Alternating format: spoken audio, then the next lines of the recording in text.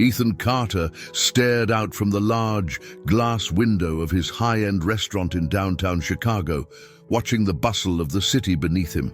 From here, the world looked vast and open, with no signs of the barriers he'd had to tear down to get to this point. The aroma of fresh garlic, sautéing in olive oil, filled the room, grounding him in the reality of the moment.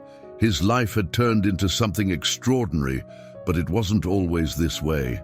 32 years old now, Ethan was the proud owner of Margaret's, a restaurant known for its blend of Mexican and modern American cuisine, a nod to his grandmother's roots and her influence on his life.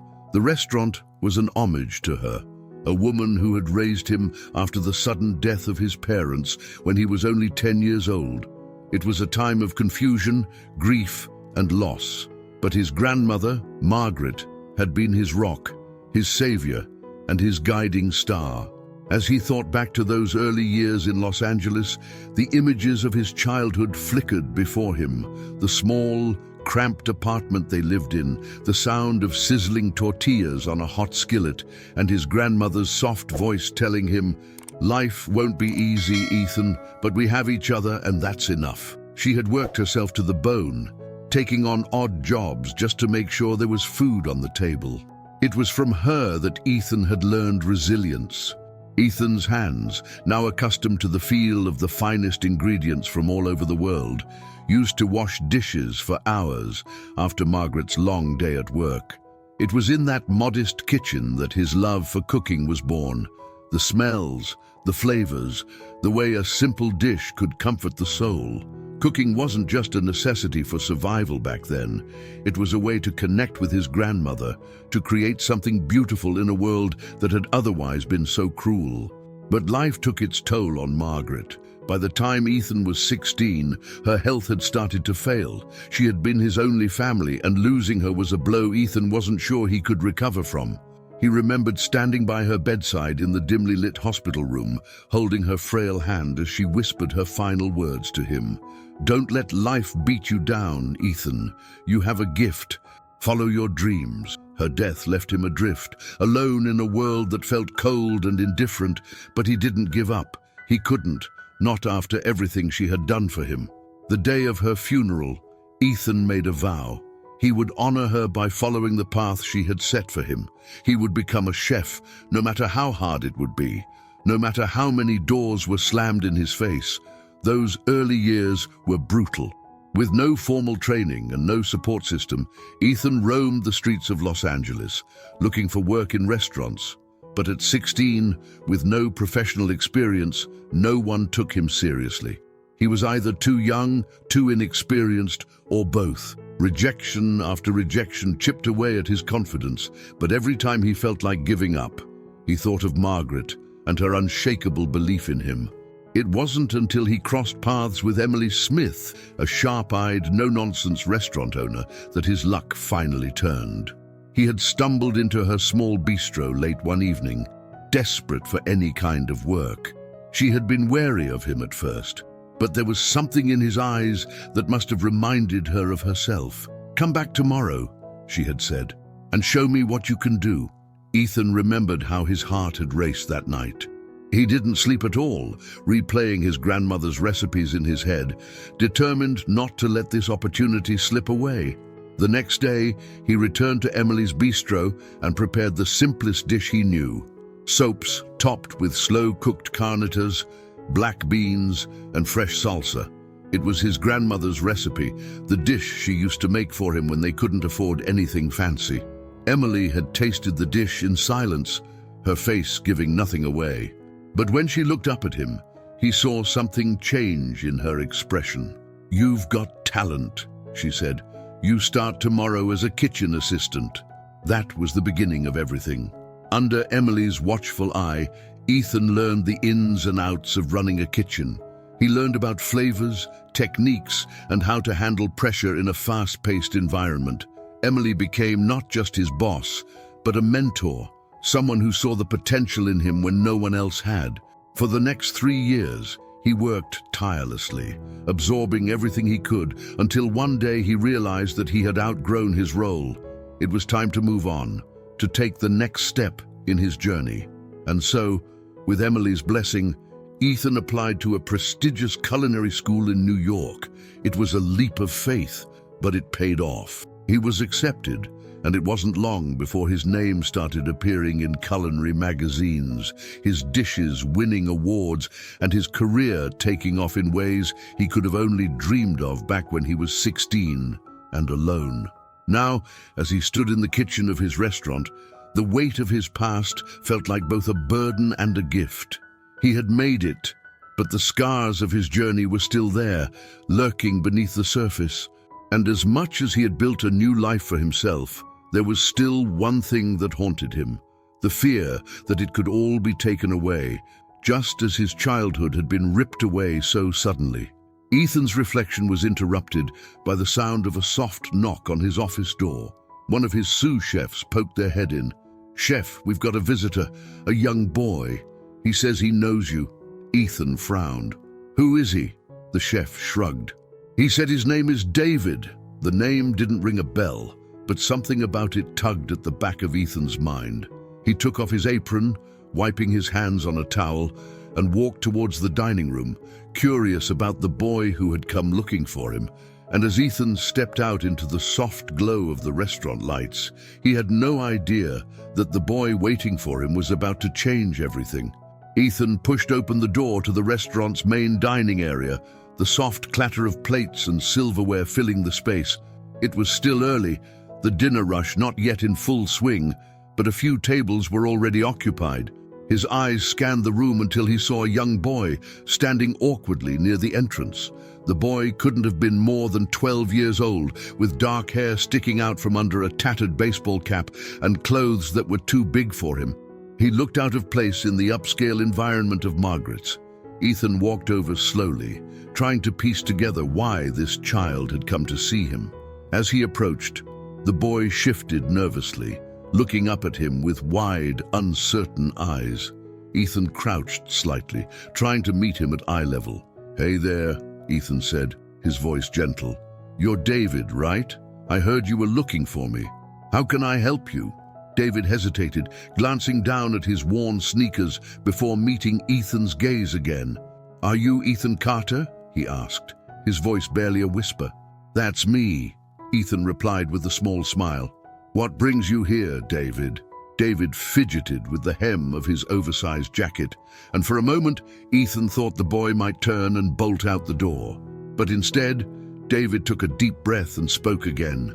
I heard you help people, that you came from nothing, like me." Ethan's smile faltered slightly. He hadn't expected this. People knew his story, how he had clawed his way up from a rough childhood. But it was strange hearing it from a child, someone who seemed to be struggling himself. "Who told you about me?" Ethan asked, curious. David looked away, avoiding the question. "It doesn't matter," he muttered. I thought maybe you could help me and my mom." There it was, the reason for David's visit. Ethan's heart tightened at the mention of the boy's mother. He knew all too well what it was like to depend on just one person in the world and to fear losing them. The memories of his own childhood, of Margaret's sacrifices, flooded back, but he couldn't make any assumptions yet. "Tell me about your mom," Ethan said, his voice soft but steady, encouraging the boy to continue. David's eyes flickered with a mixture of emotions, fear, sadness, and something that resembled hope. "She's sick," he admitted quietly. "She used to work, but now she can't. It's been hard. Really hard. I don't know what to do." Ethan felt a pang of sympathy. He had seen this before. Children shouldering burdens far too heavy for their age, trying to be strong for the adults in their lives. He wondered how long David had been carrying this weight on his own. "Where is she now?" Ethan asked. "At home," David answered. She doesn't know I'm here. She would have said no if I told her." Ethan nodded, understanding. Pride was a powerful thing, especially for people who had once been independent and self-sufficient. He had seen it in his grandmother too, who had worked herself to the bone rather than ask for help. "What's her name?" Ethan asked, trying to get more details. "Emily," David said softly, and Ethan's breath caught in his throat. It was a name that came with a flood of memories. emotions he hadn't thought about in years.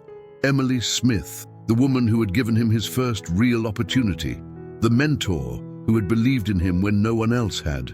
He hadn't spoken to her in over a decade, not since he left Los Angeles to pursue culinary school in New York.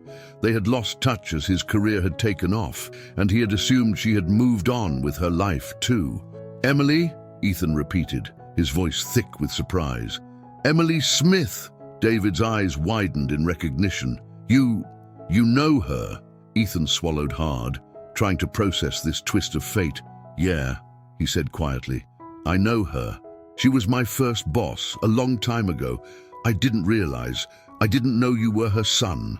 David's face lit up with a flicker of hope. "So, you'll help us?" he asked eagerly. Ethan stood up straight, his mind racing. The memories of Emily came flooding back, her sharp eyes, her tough exterior that hid a kind heart, and the way she had pushed him to be better. It felt surreal that she was now in this position, sick and struggling. He had always thought of her as unbreakable, someone who could handle anything. He looked down at David, who was waiting for an answer, the desperation in his eyes clear. Ethan's heart clenched. He couldn't walk away from this, not after everything Emily had done for him. "Of course, I'll help," Ethan said, his voice firm. "But first, I need to see your mum. I need to talk to her." David nodded quickly, relief washing over his face. "Okay, I can take you to her," he said, already turning toward the door, eager to lead the way. Ethan called over one of his sous chefs as David waited by the entrance. "Take over for me tonight," Ethan said, handing off the kitchen responsibilities without hesitation. His team had things under control, and this, Emily, David, this was more important right now. As they stepped out into the cool evening air, David kept his head down, walking quickly through the crowded streets. Ethan followed, his thoughts still spinning. How had Emily ended up like this? What had happened to her? After a short walk, they arrived at a modest apartment building on the edge of the city. The place was a far cry from the bustling restaurant Ethan had just left, and as they climbed the stairs, the smell of must and old paint filled the air.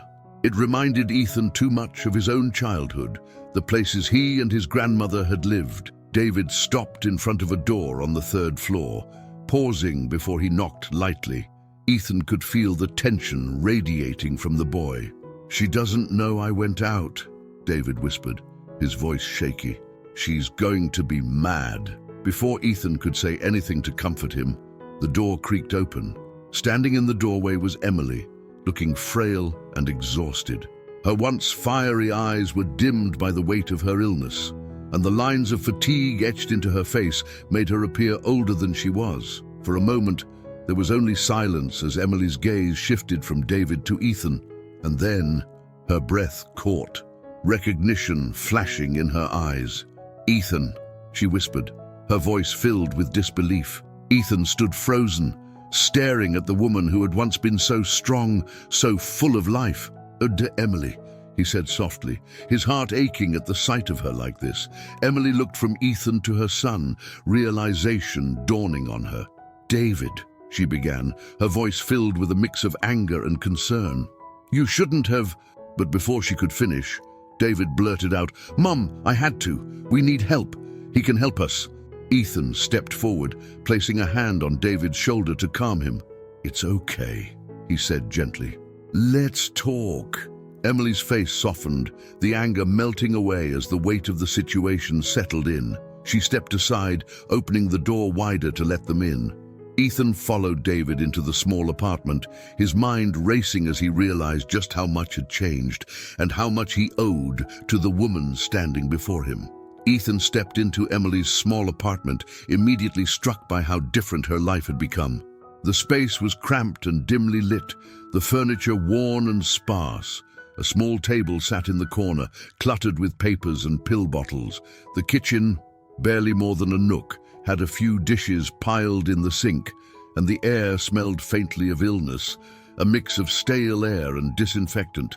It was worlds away from the vibrant, bustling restaurant where they had once worked together. Emily, Once a force of nature in the kitchen, now looked fragile as she stood by the door, her hand resting on the frame for support. Her skin had a pale, almost translucent quality, and her clothes hung loosely on her frame, as if she had lost too much weight too quickly. Ethan felt a wave of emotion hit him, his memories of the strong, determined woman who had mentored him clashing with the reality before him. For a moment, the three of them stood in silence. David lingered near his mother, his nervous energy palpable, as if he were waiting for her reaction to explode. But Emily didn't yell. She didn't scold David for bringing Ethan here. Instead, she simply sighed, a deep, tired sound that seemed to carry the weight of years of struggle. "Please, come in," she said softly, stepping aside to allow Ethan fully into the apartment. Her voice had lost the edge it used to carry, replaced by something gentler, more worn down. "It's not much, but it's home." Ethan nodded, trying to find his words. "Emily, he began, but she held up her hand, stopping him. "You don't have to say anything," she said quietly, her eyes meeting his. "I know what it looks like, and I know why you're here." David, standing awkwardly by the small kitchen table, spoke up before Ethan could respond. "Mom, he's here to help. We can't keep going like this. You're getting worse, and I don't know what to do." Emily's expression softened as she looked at her son. "David, I told you, we'll be okay. We don't need to ask for help. I'll figure something out. I always do." But even as she said it, the words sounded hollow, as if she no longer believed them herself. Ethan's heart ached at the sight of her trying to hold everything together. He knew that look, the look of someone who was desperately trying to maintain control, even as everything slipped through their fingers. He had seen it in his grandmother's eyes toward the end, when she had refused to acknowledge how sick she had become, how much help she really needed. "Emily," Ethan said gently, stepping closer, "you don't have to do this alone. Not anymore." She shook her head, looking away from him, her pride still holding on despite everything. "I'm not some charity case, Ethan," she said, her voice trembling. "I've taken care of myself my whole life. I can't just... This isn't about charity," Ethan interrupted, his voice firm but kind. "This is about family. You were there for me when I had no one. You gave me a chance when no one else would. Let me do the same for you." Emily's eyes filled with tears, and she quickly wiped them away, embarrassed to show any vulnerability in front of him. "I didn't do anything special," she murmured, her voice barely audible. "You were always going to be great. I just gave you a place to start." Ethan smiled softly, shaking his head. "You did more than that, Emily. You taught me everything. You believed in me when no one else did, not even myself. If it weren't for you, I wouldn't be where I am today." For a moment, the room was quiet again, the weight of the unspoken gratitude and the years of history between them filling the space. Emily closed her eyes briefly, as if gathering the strength to accept what she had resisted for so long. "Okay," she whispered finally, her voice breaking. "Okay, Ethan, I'll accept your help. For David's sake." David let out a breath he hadn't realized he was holding, relief flooding his face. Ethan felt a similar release, the tension in his chest easing now that Emily had finally agreed. "First things first," Ethan said, glancing around the small apartment. "We need to get you back on your feet. Have you seen a doctor recently?" Emily hesitated, avoiding his gaze. "I've been to the clinic a few times," she admitted. "But I don't have insurance, so it's hard to keep up with all the treatments. I can't afford everything they say I need." Ethan frowned, the frustration bubbling up inside him. The healthcare system had failed her, just as it had failed so many others.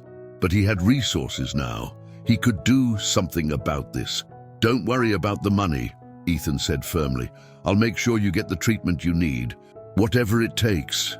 Emily's eyes widened in surprise, and for a moment she looked as though she might argue, but then she seemed to realize how futile it was. She nodded slowly, the fight draining out of her. "Thank you," she whispered, her voice barely audible. Ethan nodded, grateful that she was finally accepting his help. He turned to David. who had been quietly watching the exchange. "How about we get some food in, you two? I'll bring you both something from the restaurant." David's face brightened at the mention of food, but Emily shook her head. "No, don't go through the trouble. We've got some leftovers in the fridge," she said, but her words were unconvincing. Ethan smiled softly. "It's no trouble at all," he assured her. "I'll be back in a bit. You two rest. I've got this." Before Emily could protest, Ethan was already heading for the door. As he stepped out into the cool evening air, his mind raced with thoughts of what needed to happen next.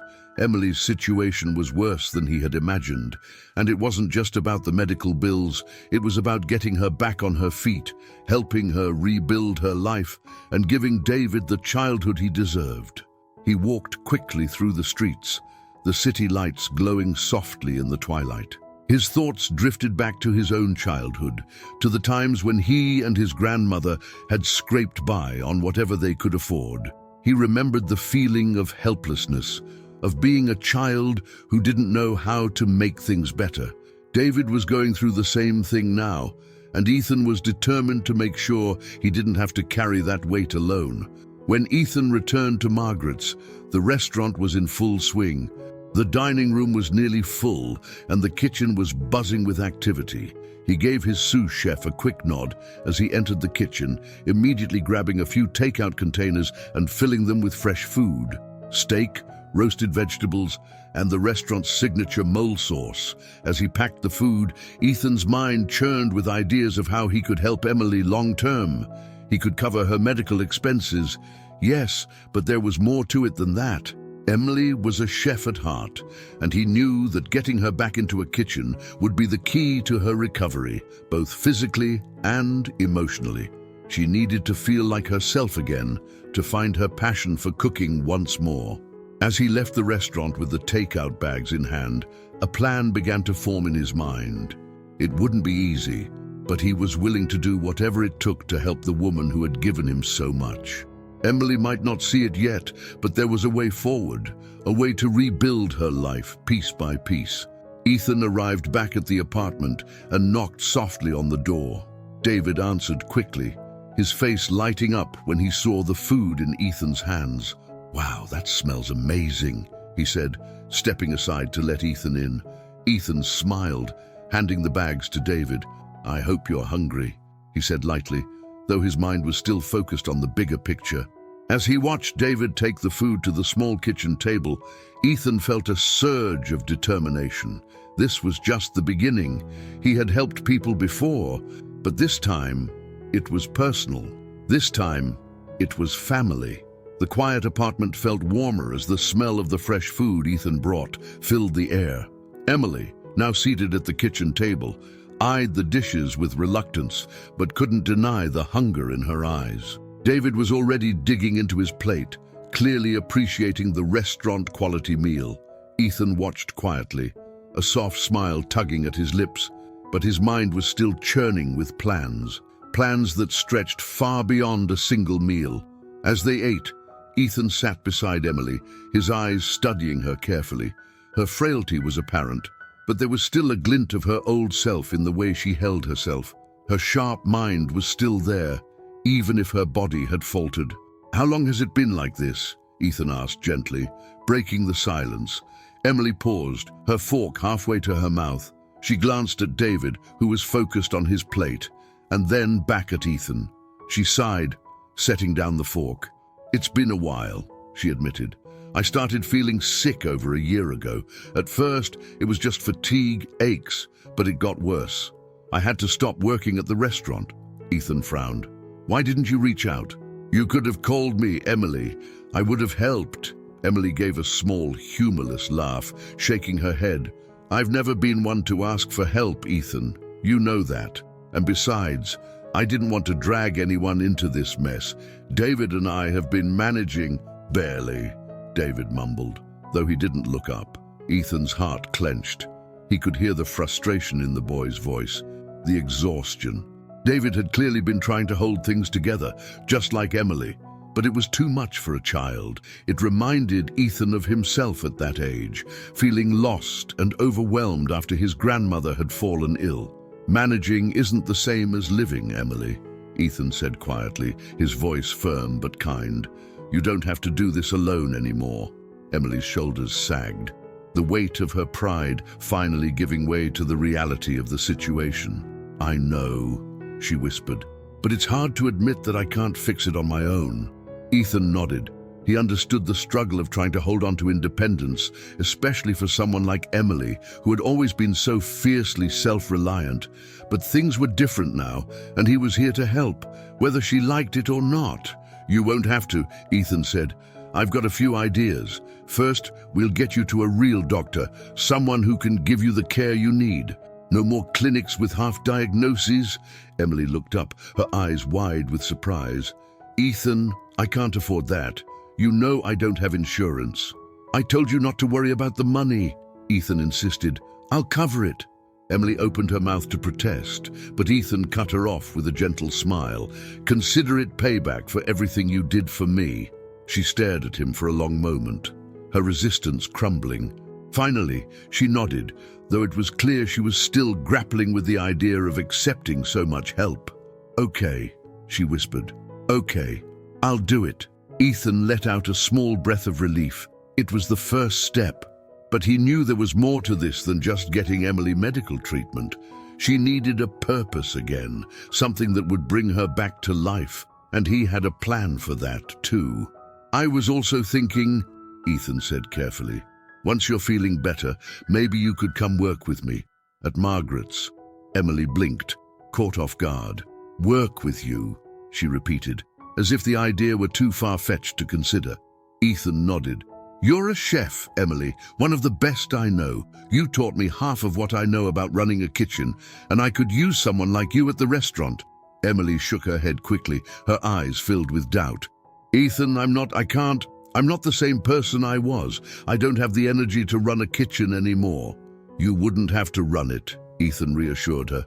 "I'm offering you a spot on the creative side. Help me develop new dishes, experiment with recipes. You'd have the freedom to work at your own pace, and you wouldn't have to be on your feet all day." Emily looked down at her hands, her mind clearly spinning with the possibilities. "I don't know," she said softly. "It's been so long since I've cooked professionally." "You don't lose that kind of talent," Ethan said with certainty. "You just need time to find it again." For the first time since he had walked into the apartment, Ethan saw a flicker of something like hope in Emily's eyes. She wasn't ready to agree yet, but he could tell that the idea had planted a seed in her mind. David, who had been quiet during most of the conversation, looked up from his plate, his voice tentative. "Do you really think it could work, Mom? You cooking again?" Emily hesitated, then smiled softly at her son. "I don't know, David, but maybe it's something we could try." The words hung in the air, fragile but full of potential. Ethan smiled, knowing that this was the beginning of something new, something that could bring Emily back to the person she used to be. "I'll take care of the doctor's appointment," Ethan said, standing up from the table. "And when you're ready, we'll talk about the restaurant." Emily looked up at him, gratitude and uncertainty flickering across her face. "Thank you, Ethan," she said, her voice thick with emotion. "I don't know how we'll ever repay you." "You don't have to," Ethan said gently. "You already did." David stood as well, following Ethan to the door. "Are you really going to make her work at the restaurant?" he asked quietly, his eyes wide with hope. Ethan smiled down at him, placing a hand on the boy's shoulder. "Only if she wants to, but I think it would be good for her, and for you, too." David nodded, a small smile tugging at his lips. "Yeah, I think so, too." As Ethan stepped out into the hallway, he felt a sense of resolve settle over him. Helping Emily was about more than just paying her back for the kindness she had shown him all those years ago. It was about giving her a chance to rebuild her life, just as she had given him that chance when he was 16 and desperate for an opportunity. As he walked back toward his car, Ethan pulled out his phone and dialed a familiar number. It rang twice before a voice answered on the other end. "Hey, it's Ethan! I need a favor," he said, his voice steady. "I need the best doctor you know, and I need them fast." Back at the apartment, Emily sat at the table long after Ethan had left, her mind swirling with thoughts of the future. For so long, she had been trapped in the present, surviving day by day, trying to keep her head above water.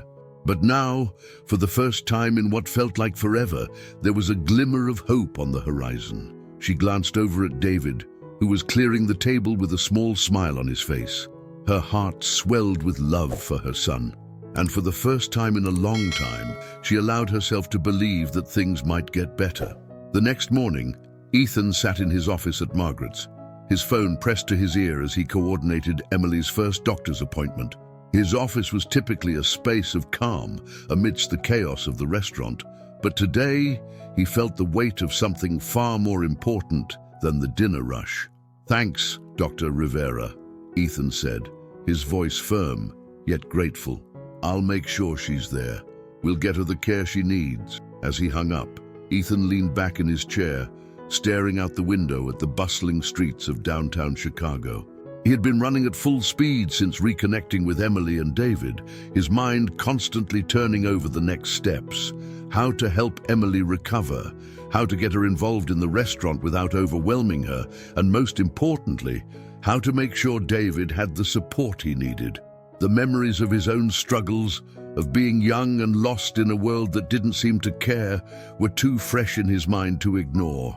David reminded him so much of himself, a kid who had been forced to grow up too quickly, carrying burdens that no child should have to bear.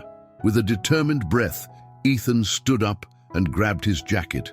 Today was about more than plans. It was about action. He had made arrangements for one of the best doctors in the city to see Emily, and now it was time to make sure she followed through. He couldn't afford to let her pride get in the way. A few hours later, Ethan pulled up in front of Emily's apartment building. It was a familiar sight now, though every time he stepped inside, it struck him how much had changed since the days when she had been the one offering him guidance.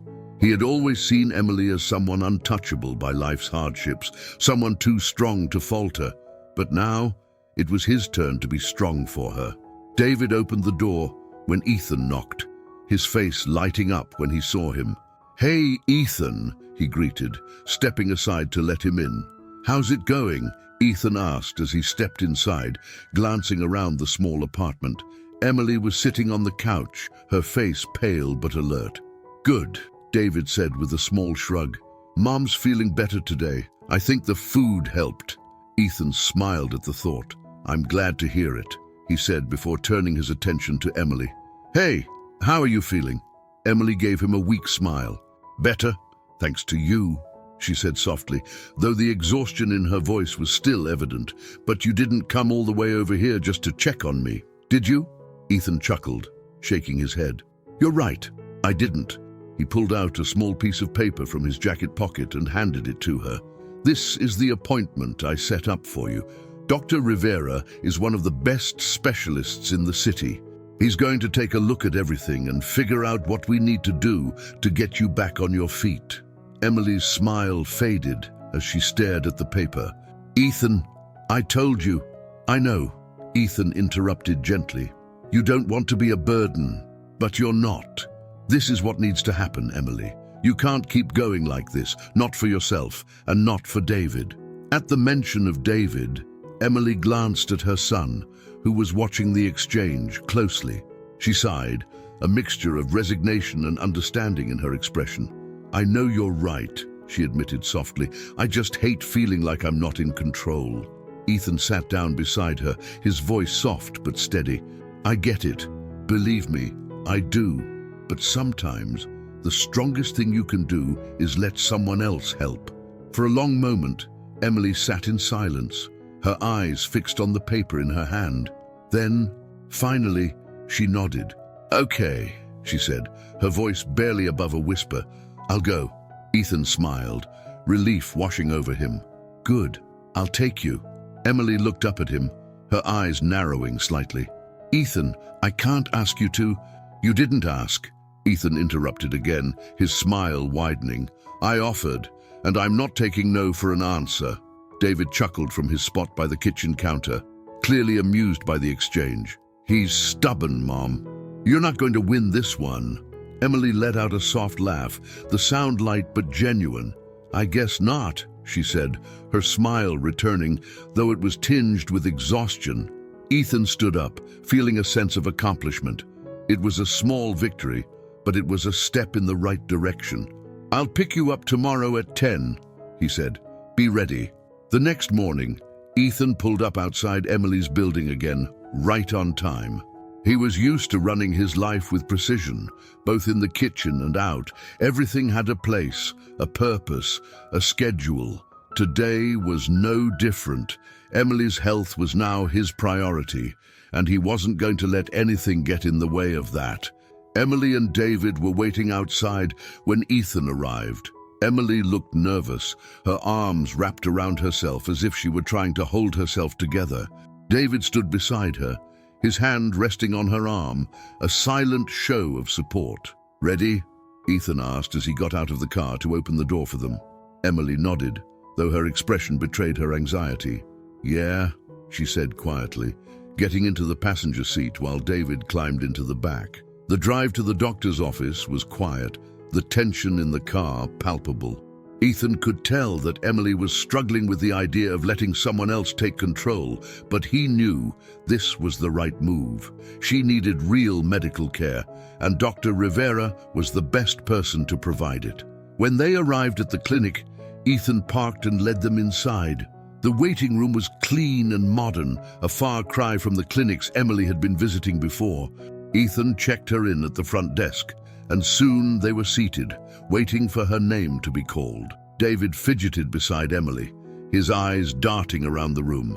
Ethan leaned over and whispered, "It's going to be okay." David nodded but didn't say anything. He was still a kid after all, and the fear of losing his mother was written all over his face. Ethan understood that fear too well. He had lived it. After a few minutes, a nurse appeared at the door. "Emily Smith," she called, looking around the room. Emily stood up slowly, taking a deep breath before following the nurse. Ethan watched her go, his heart heavy. He could only hope that the news would be better than what he feared. The appointment lasted longer than expected, and Ethan and David waited in the lobby, neither of them speaking much. The silence between them was thick with worry. David's face was pale, and Ethan could tell that the boy was bracing himself for bad news. Ethan placed a reassuring hand on David's shoulder, giving him a small, supportive nod. Finally, after what felt like hours, Emily and Dr. Rivera emerged from the examination room. Emily looked tired but relieved, and Dr. Rivera had a calm, professional demeanor. "Everything's under control," Dr. Rivera said, addressing both Ethan and David. "Emily's condition is serious, but it's manageable. We'll need to start a treatment plan right away, but with the right medication and some lifestyle changes, she can recover." Ethan let out a breath he hadn't realized he was holding. "That's good news," he said, feeling the tension in his chest loosen slightly. Emily smiled weakly, but there was a spark of hope in her eyes that hadn't been there before. "Thank you, Ethan," she said softly. "I don't know what I would have done without you." Ethan smiled, the relief washing over him. "We're just getting started," he said. "Now it's time to get you back to your old self." As they drove back to Emily's apartment, the mood in the car was lighter than it had been that morning. Emily was still tired, but there was a sense of hope that hadn't been there before. David sat quietly in the back seat, but his face was brighter, the worry lines around his eyes softening. When they arrived at the apartment, Emily turned to Ethan before getting out of the car. "I'll think about what you said," she murmured. "About the restaurant." Ethan smiled. "Take your time," he said. "I'm not going anywhere." As Emily and David walked back toward their apartment, Ethan watched them for a moment, his heart full of determination. This was only the beginning. He had promised to help them, and he wasn't going to stop until they were both back on their feet. A week had passed since Emily's appointment with Dr. Rivera, and although the road to recovery had only just begun, Ethan could already see a difference. Emily seemed more energized, more hopeful. The medications had started to stabilize her condition, and though she was still far from her old self, There was a new light in her eyes. David, too, seemed more at ease, no longer weighed down by the fear of losing his mother. Ethan, however, knew that true recovery wasn't just about physical health, it was about purpose. For Emily, that purpose had always been cooking. It was time to get her back into the kitchen, but gently, without overwhelming her. It wasn't just about her regaining a job, it was about rediscovering the part of herself that she had lost along the way. That morning, Ethan arrived at Emily's apartment with a plan. In the back seat of his car, he had a bag full of fresh ingredients, simple but full of potential. When Emily opened the door, she looked more rested than the last time he had seen her. She was still wearing a loose sweater, her frame smaller than he remembered, but there was a calmness about her that felt new. "Morning," Ethan greeted with a warm smile. Emily raised an eyebrow, her eyes landing on the bag he held. "What's all that?" "Just a few things I thought we could use today," Ethan said casually as he walked inside. "Thought it might be nice to get you cooking again." Emily's eyes widened in surprise. "Ethan, I'm not ready." "You don't have to do anything big," Ethan reassured her, setting the bag down on the small kitchen counter. "Just a little something to remind you of why you love it. No pressure, no expectations." Emily glanced at the bag of ingredients, then back at Ethan. He could see the hesitation in her eyes, the doubt that had settled into her since her illness had taken over her life. But there was also curiosity, and maybe even a spark of excitement buried beneath her uncertainty. "I don't know," she said, her voice unsure. "It's been so long. What if I've forgotten how to do it?" Ethan smiled softly, shaking his head. "You haven't. It's like riding a bike. You don't forget." David, who had been sitting at the small kitchen table, chimed in. "Mom, you should try it. You used to make the best food. I miss it." Emily looked at her son, her expression softening. "I know, sweetheart," she said quietly, then turned back to Ethan. "All right, let's give it a shot." Ethan grinned, pulling out the ingredients from the bag: fresh tomatoes, avocados, cilantro, and limes. "I thought we could start with something simple," he said, setting everything on the counter. "How about we make some guacamole and salsa? You always had a way with that." Emily gave a small smile, the memory of their time in the kitchen years ago clearly resurfacing. "I used to make that all the time for the bistro," she murmured, almost to herself. Ethan nodded. "Exactly. Let's ease back into it. No rush." He handed her a knife, and for a moment Emily stared at it as if it were a foreign object. But then, slowly, she wrapped her fingers around the handle, the feel of it sparking something familiar inside her. She moved toward the cutting board and with careful precision began slicing the tomatoes. Her movements were slower than before, her body clearly not as strong as it once was, but the technique was still there, the years of experience that couldn't be erased by time or illness. As Emily chopped, Ethan worked alongside her, slicing avocados and prepping the other ingredients. They worked in silence for a while, the rhythm of the kitchen slowly pulling Emily back into a state of focus and calm. Ethan watched her closely, noting the way her hands seemed to remember the motions even if her mind had doubted it. It was a small victory, but it was a victory nonetheless. David hovered nearby, watching with wide eyes as his mother worked. "Can I help?" he asked eagerly. Ethan smiled, nodding toward the limes. "Sure, you can juice those for the guacamole." David beamed, grabbing a lime and a juicer from the counter. He worked with the same enthusiasm Ethan had seen in himself as a kid, desperate to be part of something meaningful. As the ingredients came together, the kitchen began to fill with the familiar sense of fresh salsa and guacamole, the kind of simple but rich flavors that always brought people together. Ethan could see the change in Emily's demeanor as they worked, the way her shoulders relaxed, the way her hands moved more confidently with each cut and stir. By the time they finished, a small spread of salsa, guacamole, and freshly toasted tortilla chips sat on the counter. It wasn't an elaborate meal, but it was enough to remind Emily of who she was and what she could do. Emily wiped her hands on a towel, looking down at the food they had prepared. She let out a soft laugh, the sound almost disbelieving. "I can't believe I did that," she said, her voice filled with a mix of pride and surprise. Ethan smiled, crossing his arms as he leaned against the counter. You're still the same chef, Emily. It's all still in there." David grabbed a chip, dunking it into the guacamole and taking a bite. His face lit up immediately. "This is awesome, Mom," he said through a mouthful, his excitement infectious. Emily laughed, the sound brighter this time. She picked up a chip herself, hesitating for a moment before taking a bite. Her eyes closed briefly, and when she opened them again, there was a hint of emotion in them.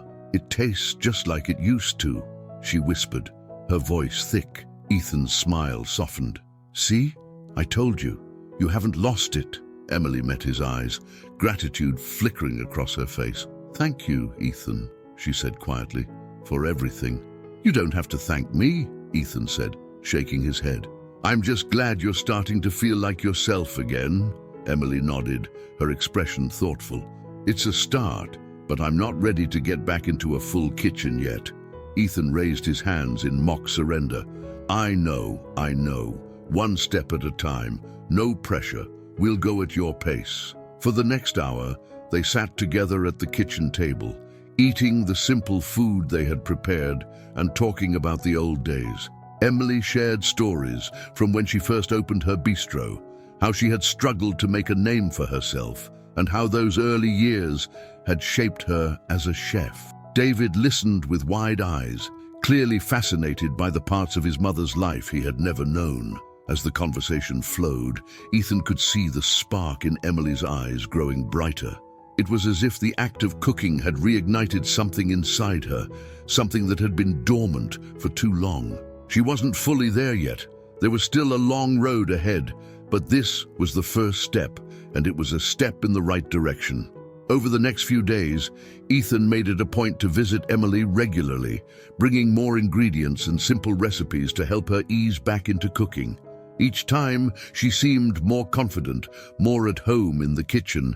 It was a slow process, but Ethan could see the change happening. One afternoon, after they had finished preparing a batch of tamales, Emily wiped her hands and turned to Ethan, a thoughtful expression on her face. "I've been thinking about what you said," she began, her voice measured, "about working at Margaret's." Ethan raised an eyebrow, waiting for her to continue. "I'm not ready for full-time work yet," she said carefully. "But maybe I could start with something small, helping you with recipes, working on the creative side like you mentioned. I don't want to dive in too fast, but I think I'm ready to try." Ethan's smile widened. This was exactly what he had been hoping for. "That sounds perfect," he said. "You can work at your own pace. No pressure, just like we've been doing here." Emily nodded, a small smile tugging at her lips. "Okay, let's give it a shot."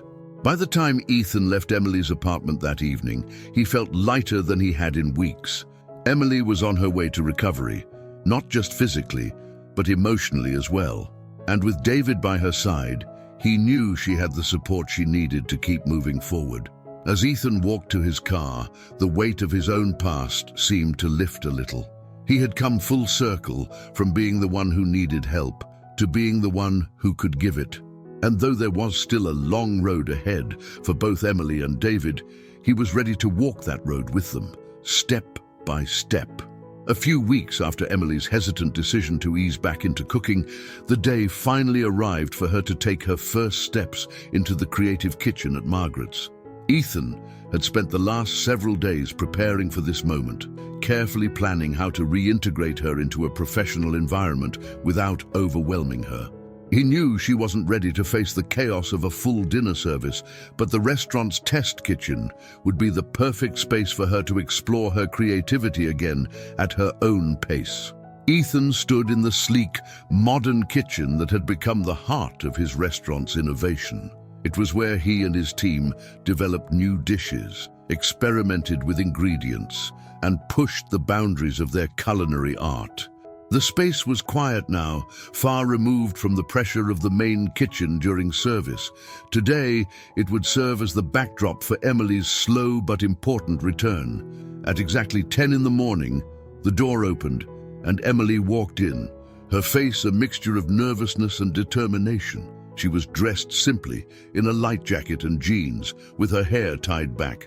Ethan could tell she was still unsure about being here, but there was a quiet strength in her posture that hadn't been there before.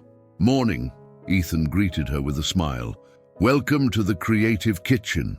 Emily glanced around the room, her eyes taking in the spotless counters, the organized shelves lined with spices and fresh ingredients. It was a far cry from the small apartment kitchen where she had been cooking for the past few weeks. For a moment, she looked overwhelmed, but then she took a deep breath and nodded. "Morning," she replied, her voice steady but soft. "I guess it's time to see if I still have what it takes." Ethan chuckled. "You've still got it, Emily. This is just about finding your rhythm again. And remember, there's no rush. We'll take it slow." Emily gave him a small smile, though it didn't quite reach her eyes. "Thanks, Ethan." "I appreciate that." Ethan led her over to one of the stations where a variety of fresh ingredients had already been laid out. Colorful vegetables, herbs, and a few cuts of meat. He had purposefully chosen ingredients that Emily had always loved working with, hoping they would inspire her creativity. "I thought we could start with something simple today," Ethan said, gesturing to the ingredients. "You always had a way with bold flavors, so I figured we could play around with some ideas for a new dish." Emily eyed the ingredients thoughtfully, her fingers brushing over the fresh cilantro and peppers. "It's been so long since I've done anything like this," she murmured. "I don't even know where to start." Ethan stepped back slightly, giving her space. "Just let your instincts take over," he said. "There's no wrong way to do this." For a few moments, Emily stood in silence, her mind clearly working through the possibilities. Then, slowly, she reached for a knife and began slicing the peppers with the same careful precision that had once been second nature to her. Ethan watched closely, ready to jump in if she needed help, but she didn't falter. Her movements were slower than before, but the technique was still there, buried beneath the rust of time and illness. As Emily worked, the kitchen began to come alive with the sounds and smells of cooking. She sautéed the vegetables with garlic and spices, the rich aroma filling the room. Ethan stayed nearby, offering quiet encouragement but letting her take the lead. This was her space now, her moment to rediscover what had always been at the core of who she was. After about an hour, Emily stepped back from the stove, wiping her hands on a towel. Before her on the counter sat a beautifully plated dish, grilled flank steak with a roasted pepper and tomato relish, topped with fresh cilantro and lime. It was simple but vibrant, the kind of dish that spoke to Emily's love for bold, unapologetic flavors. Ethan smiled as he approached the counter, admiring the dish. "That looks amazing," he said genuinely. "You've still got it." Emily looked down at the dish, her expression a mixture of pride and disbelief. "It's been so long since I made something like this," she said softly. "I wasn't sure if I could still do it." "You can," Ethan said firmly. "And you just did." Emily glanced at him, a small smile tugging at the corners of her lips. "I guess I did." They both sat down at the counter, tasting the dish together. The flavors were bright and full of life, just as Ethan had expected. He could see the joy returning to Emily's face with each bite, the spark of creativity reigniting in her eyes. This was more than just cooking.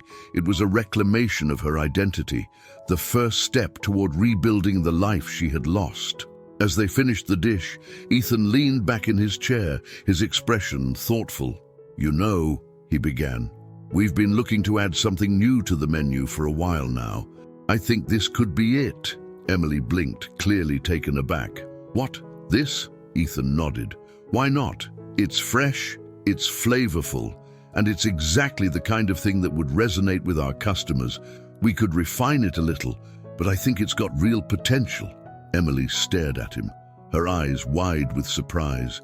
I don't know what to say." "You don't have to say anything," Ethan said with a grin. Just think about it.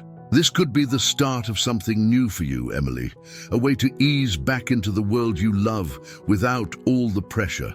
Emily looked down at the plate, her mind clearly racing. After a long pause, she nodded slowly. "Okay," she said, her voice barely above a whisper. "I'll think about it." Over the next few days, Emily returned to Margaret several times, each visit helping her grow more comfortable in the kitchen. Ethan made sure to keep the environment low pressure, allowing her to experiment at her own pace. Slowly but surely, her confidence began to return. She started tweaking recipes, playing with different flavor combinations, and even offering suggestions for the restaurant's existing dishes. Each time Emily stepped into the creative kitchen, she seemed more like her old self, focused, passionate, and deeply in love with the art of cooking. Ethan could see the transformation happening before his eyes. She wasn't fully recovered yet, but she was on her way, and that was enough. One afternoon, as they worked together on a new dish, a spin on traditional Mexican street corn, Ethan glanced over at Emily, watching her move with more ease than she had in weeks. "You're really getting back into the groove," he remarked with a smile. "I think the team's going to be blown away when they taste what you've been working on." Emily laughed softly, shaking her head. "I'm still not ready to step into the main kitchen," she said, though her tone was lighter than before. "But this feels good. I missed it more than I realized." Ethan nodded. "I'm glad. You belong here, Emily. And when you're ready, I know the rest of the team will be just as excited to have you back as I am." Emily didn't respond right away, her eyes focused on the dish she was working on. But after a moment, she glanced at Ethan, her expression more serious. "I'm still scared," she admitted quietly.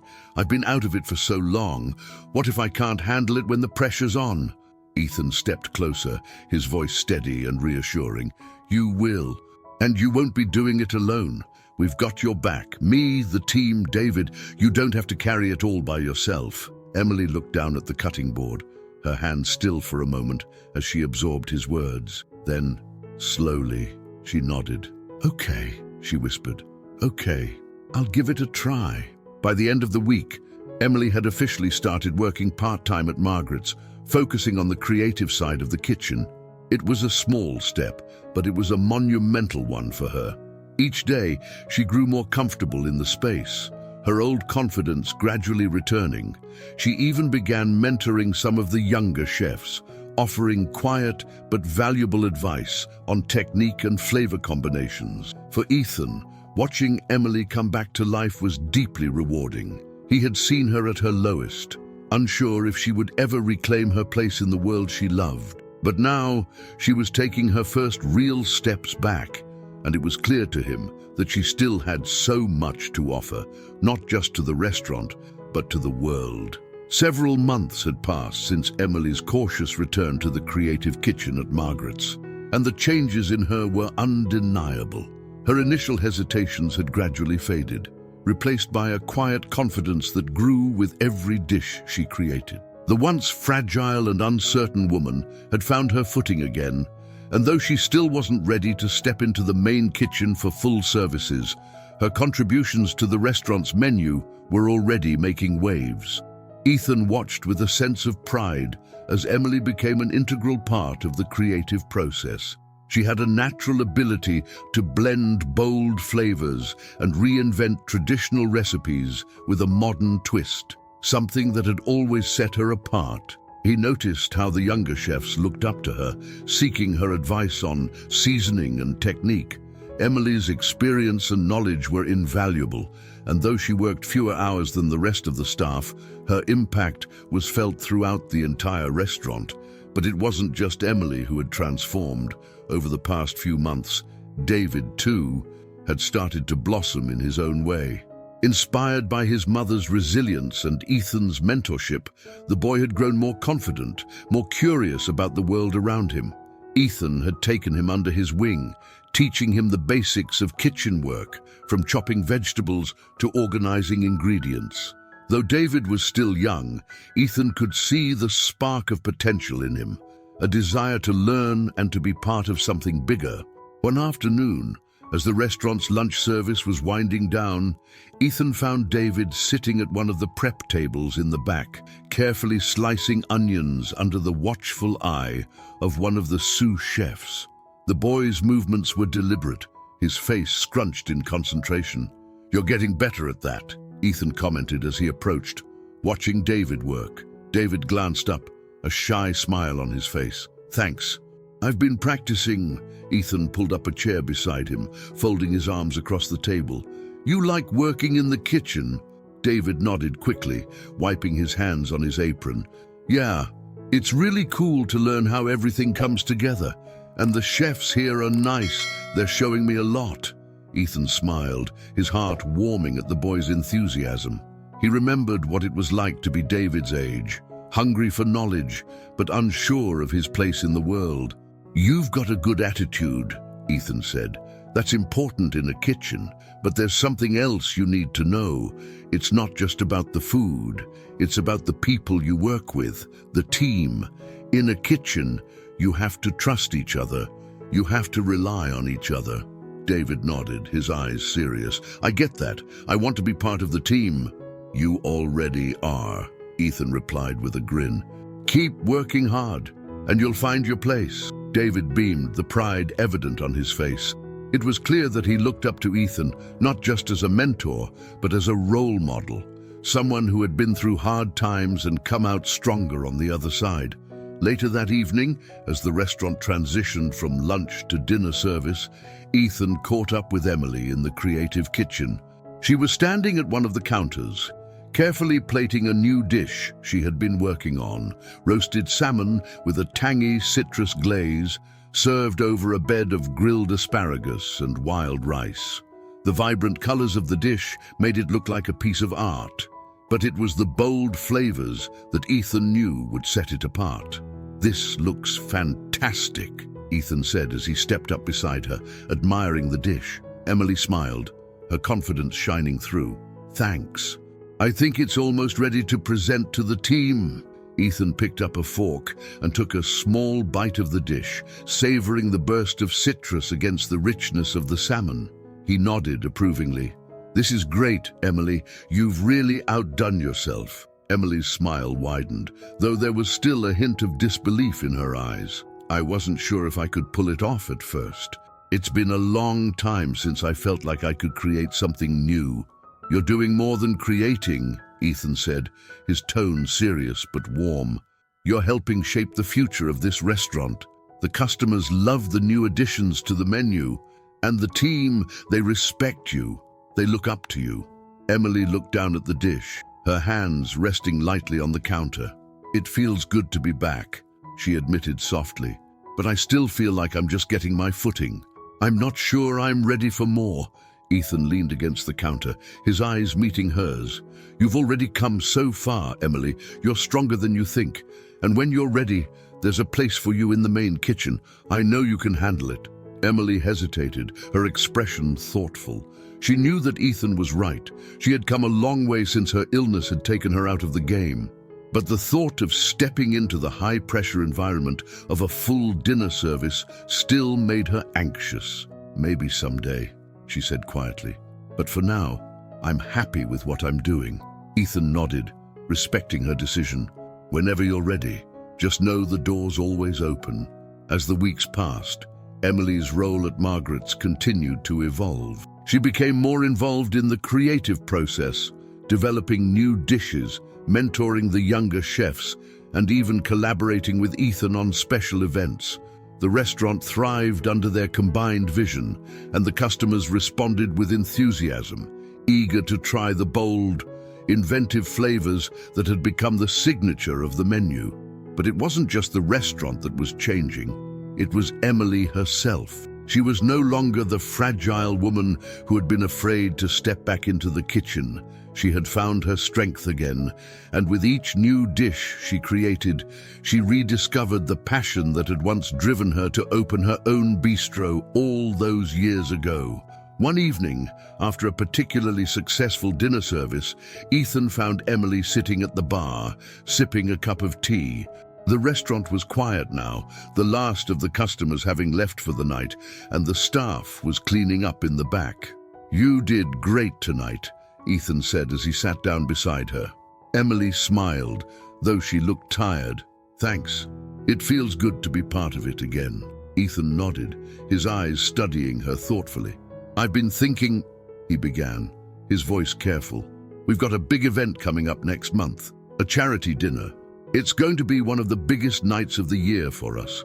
Emily glanced at him, curiosity in her eyes. "Okay, and I want you to help lead it," Ethan said, watching her reaction closely. "I know it's a lot to ask, but I think you're ready. You've been doing amazing work in the creative kitchen, and I think it's time for you to take the next step." Emily's eyes widened, and for a moment, she looked almost panicked. "Lead it." "Ethan, I'm not—" "You are," Ethan interrupted gently. "You've got the experience, the talent, and the respect of the team. I wouldn't ask if I didn't believe you could do it." Emily sat in silence for a long moment, her mind racing. She had never imagined that she would be asked to lead such an important event, especially not so soon after her return to the kitchen. But as she thought about everything she had accomplished in the past few months, a small part of her began to believe that maybe, just maybe, she was ready. "What do you think?" Ethan asked quietly, giving her space to process the offer. Emily took a deep breath, her fingers tightening around the mug of tea. I think I need some time to think about it." Ethan smiled, nodding in understanding. "Take all the time you need. No pressure." But as Emily sat there, staring into her cup, she couldn't help but feel a growing sense of excitement.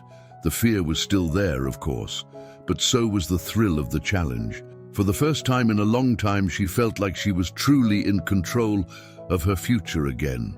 As the night wore on and the restaurant emptied, Ethan couldn't help but think about how much had changed since that first day Emily had walked back into the kitchen. She had grown so much, and so had David. The boy was becoming more independent, more confident in his own abilities. Ethan had even caught him practicing knife skills late at night, determined to improve. Ethan knew that the road ahead wouldn't be easy. There would still be challenges, still moments of doubt and struggle, but they had come this far together, and he was confident that they would continue to move forward, one step at a time. The weeks following Ethan's proposal to Emily felt like a whirlwind of anticipation and self-reflection. The upcoming charity event at Margaret's was fast approaching, and the team had already begun preparations. The event was set to be the restaurant's biggest night of the year, with influential guests from across the city attending. For Emily, the thought of leading such an important night was both exhilarating and terrifying. Every time she walked into the kitchen now, there was a new energy in the air, a sense of expectation. The staff had heard rumors that Emily might be taking the reins, and though no one had said it outright, she could feel their eyes on her, watching, waiting to see what she would decide. In some ways, the pressure was exactly what she had been avoiding for so long, but in other ways, it was exactly what she needed to push herself forward. One evening, after a long day at the restaurant, Emily found herself standing in front of the test kitchen stove, her hands resting on the counter. The kitchen was empty now, the usual bustle of the dinner service long gone, and the quietness felt almost unnerving. The faint hum of the refrigerator and the soft glow of the overhead lights were the only reminders of where she was. In this moment of stillness, Emily allowed herself to think about the opportunity that had been laid in front of her. Could she really do it? Could she step into the spotlight again after everything that had happened?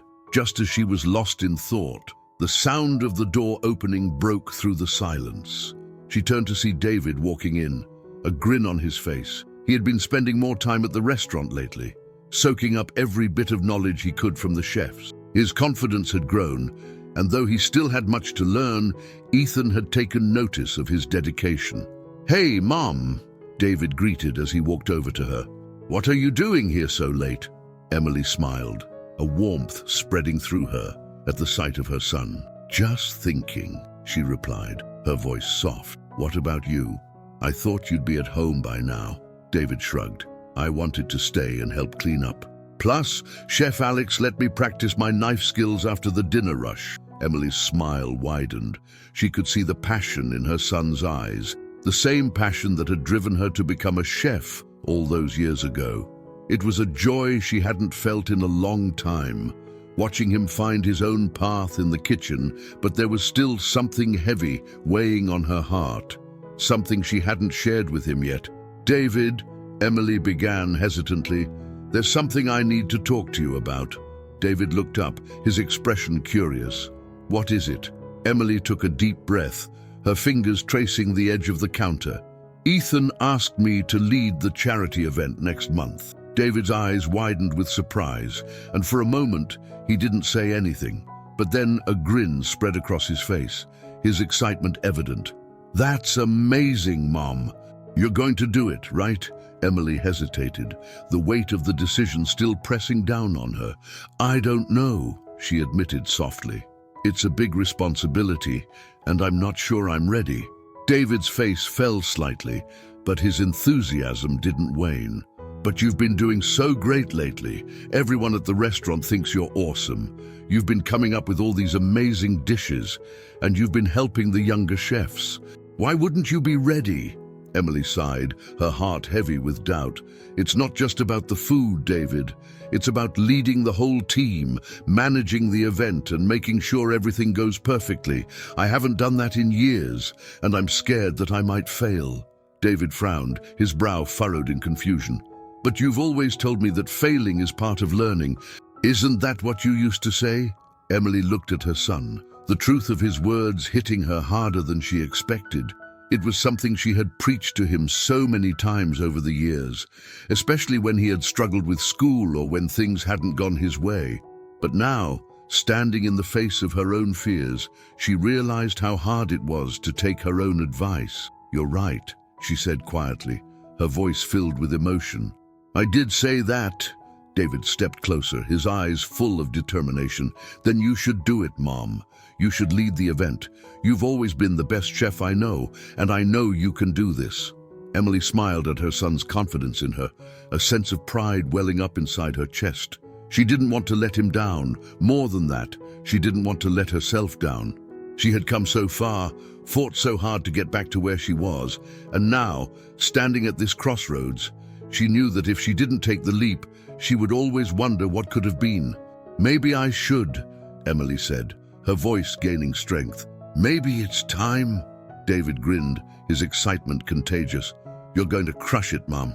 I just know it." Emily laughed softly, her heart lightened by his words. "I hope so, sweetheart." The next morning, Emily arrived at Margaret's with a newfound sense of purpose. She had made up her mind. She was going to lead the charity event, and she was going to do everything in her power to make sure it was a success. For the first time in a long time, she felt a surge of excitement at the prospect of taking charge, of being the chef she once was. When Ethan arrived later that day, she found him in his office, going over the logistics for the event. He looked up from his paperwork when she knocked on the door, a smile breaking across his face when he saw her. "Hey, Emily," he greeted. "What's up?"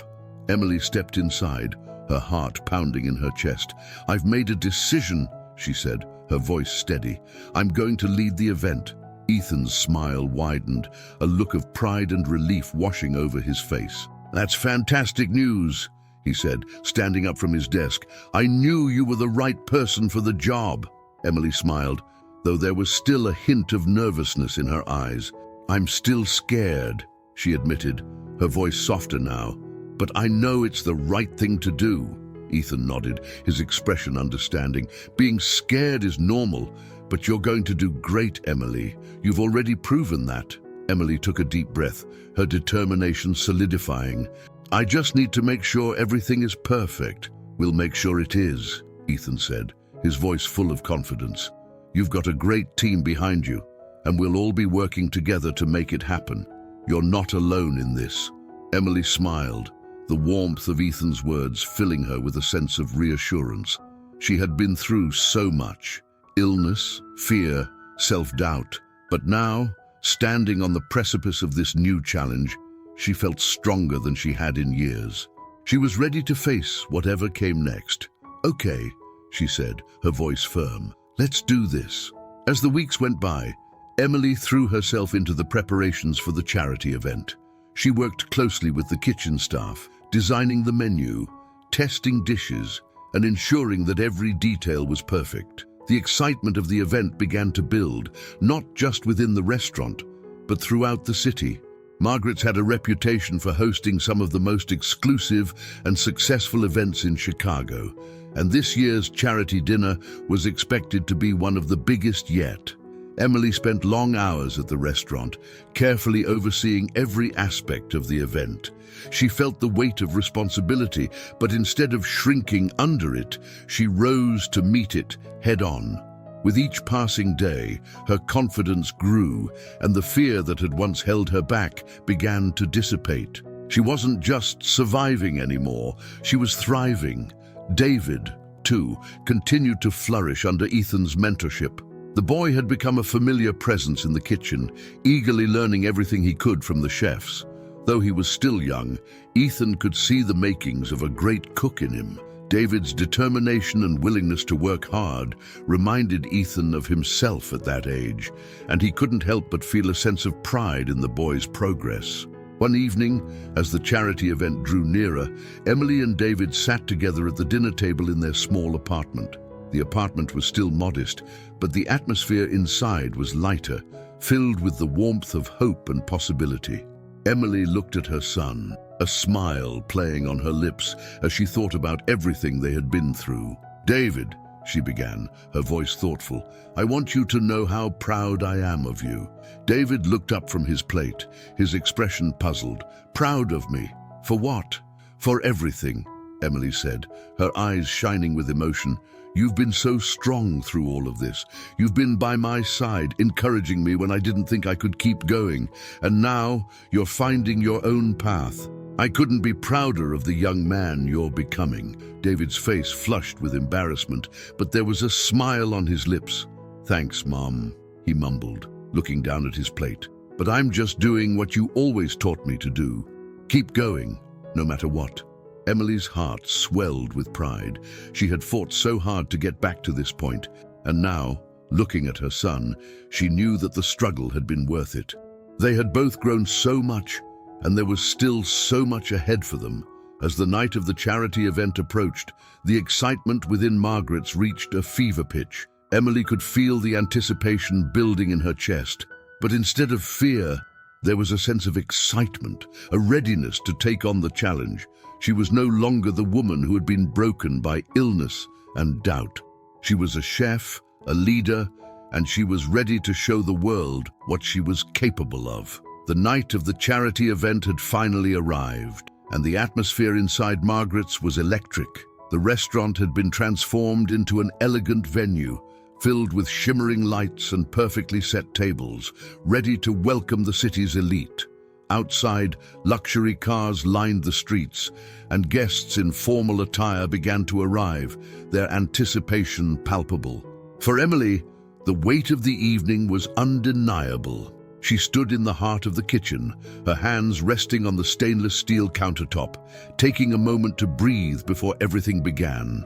The kitchen was buzzing with energy. Chefs were moving swiftly, prepping the final touches on dishes, while servers moved in and out, confirming last-minute details. It was a controlled chaos, the kind she had missed for so long.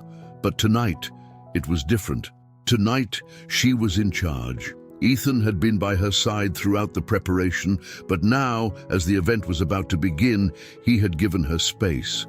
He trusted her to lead, and though he was ready to step in if needed, this was Emily's night. She glanced at the clock. The first course would go out in 10 minutes. Her heart raced as she ran through the timing of each dish in her mind, mentally checking the flow of the evening. Everything was on track. The menu was perfect. The staff was ready, and yet there was still that flicker of doubt, that small voice in the back of her mind asking if she could really pull this off. But then she thought of David, of how far they had both come. She thought of Ethan, who had given her the chance to stand here again, and of her own determination to prove that she could still be the chef she once was. She had to do this, not just for herself, but for the people who believed in her.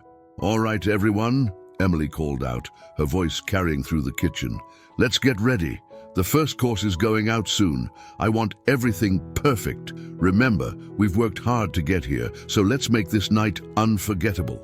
The chefs nodded, their focus sharpening as they returned to their stations. Emily moved through the kitchen, checking on each dish, tasting sauces, adjusting plating, and giving final instructions. Her hands moved with confidence now, the years of experience flooding back to her. This was where she belonged, in the kitchen, leading her team, creating something beautiful. As the first course was plated and sent out to the dining room, Emily took a deep breath. The night was officially underway. In the dining room, the atmosphere was lively. Guests chatted over glasses of champagne, admiring the beautifully decorated space. The charity dinner was a prestigious event, one that Margaret's had hosted for several years, but this year felt special. There was a buzz among the guests, many of whom had heard about Emily's return to the kitchen. The reputation of the restaurant had always been impeccable, but with Emily's involvement, there was an extra layer of excitement. Ethan moved through the room, greeting guests and making sure everything was running smoothly. He glanced toward the kitchen door occasionally, his thoughts always drifting back to Emily. He knew how important this night was for her, and though he had complete faith in her abilities, he also understood the pressure she was under. As the first course, a delicate crab salad with a citrus vinaigrette was served, Ethan noticed the guests' reactions. Smiles spread across their faces as they tasted the food, murmuring in approval. He felt a sense of pride swell in his chest. Emily had done it. The night was off to a perfect start. Back in the kitchen, Emily watched as the waitstaff carried out the plates for the first course. Her nerves eased slightly with each passing minute, the rhythm of the kitchen grounding her. The chefs moved with precision, and Emily continued to oversee every detail, her focus unwavering. But as the second course, grilled scallops with a ginger miso glaze, was being prepped, one of the sous chefs approached her, his face pale with worry. "Chef, we have a problem," he said quietly. Emily's heart skipped a beat. "What is it?" "We're short on scallops," he explained, his voice tight with anxiety. "I don't know how it happened, but we don't have enough for the whole dining room." Emily felt a wave of panic rise in her chest, but she quickly pushed it down. There was no time for fear now. She had to think fast. "Okay," she said, her mind racing. "We'll adjust. Split the portions smaller and add an extra element to the dish. We still have some of the citrus salad from the first course. Use that to bulk up the plates. It'll complement the scallops. We need to make it look intentional, not like a mistake." The sous chef nodded, clearly relieved by her quick thinking. "Got it." Emily turned back to the line, her mind fully focused now. This was the kind of challenge she had dealt with countless times before, and though the stakes were high, she knew how to navigate it. With careful coordination, the kitchen adjusted the portions, and the second course went out without further incident. Emily let out a small sigh of relief as the plates were cleared from the pass. As the night progressed, each course was met with glowing reviews from the guests. The flavors were bold and inventive, and the presentation was flawless. Emily moved through the kitchen like a conductor, directing her team with confidence and grace. The small hiccup with the scallops had been handled smoothly, and the rest of the evening flowed seamlessly. In the dining room, Ethan watched as the final course, a rich chocolate torte with a raspberry coulis, was served. The guests applauded as the dessert was placed in front of them, and he could see the satisfaction on their faces as they dug into the decadent dish. It was the perfect end to an unforgettable night. As the applause for the kitchen staff began to ripple through the dining room, Ethan slipped away from the crowd and made his way back to the kitchen. He found Emily standing by the pass, her face flushed with exhaustion but glowing with pride. The night had been a success. "You did it," Ethan said with a grin as he approached her.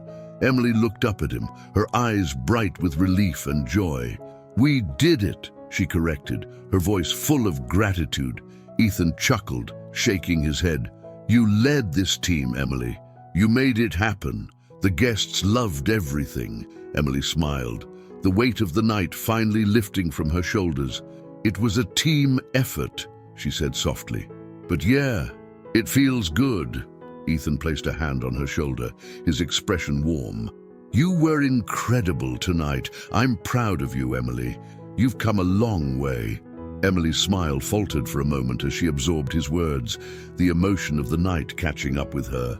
"I didn't think I could do it," she admitted quietly. "There were moments when I was so scared that I'd mess it all up. But you didn't," Ethan said firmly. "You proved to yourself and to everyone else that you're still the amazing chef you've always been." Emily looked down, her fingers tracing the edge of the counter. "It's been a long road," she murmured. "But I'm finally starting to feel like myself again." Ethan smiled, his heart full of pride and admiration for her. "You're stronger than you realize, Emily, and tonight was just the beginning. There's so much more ahead for you." Emily nodded, her confidence growing with each passing moment. "I think I'm ready for it," she said, her voice steady. Later that night, after the guests had left and the staff was cleaning up, Emily and David sat together at one of the tables in the now empty restaurant.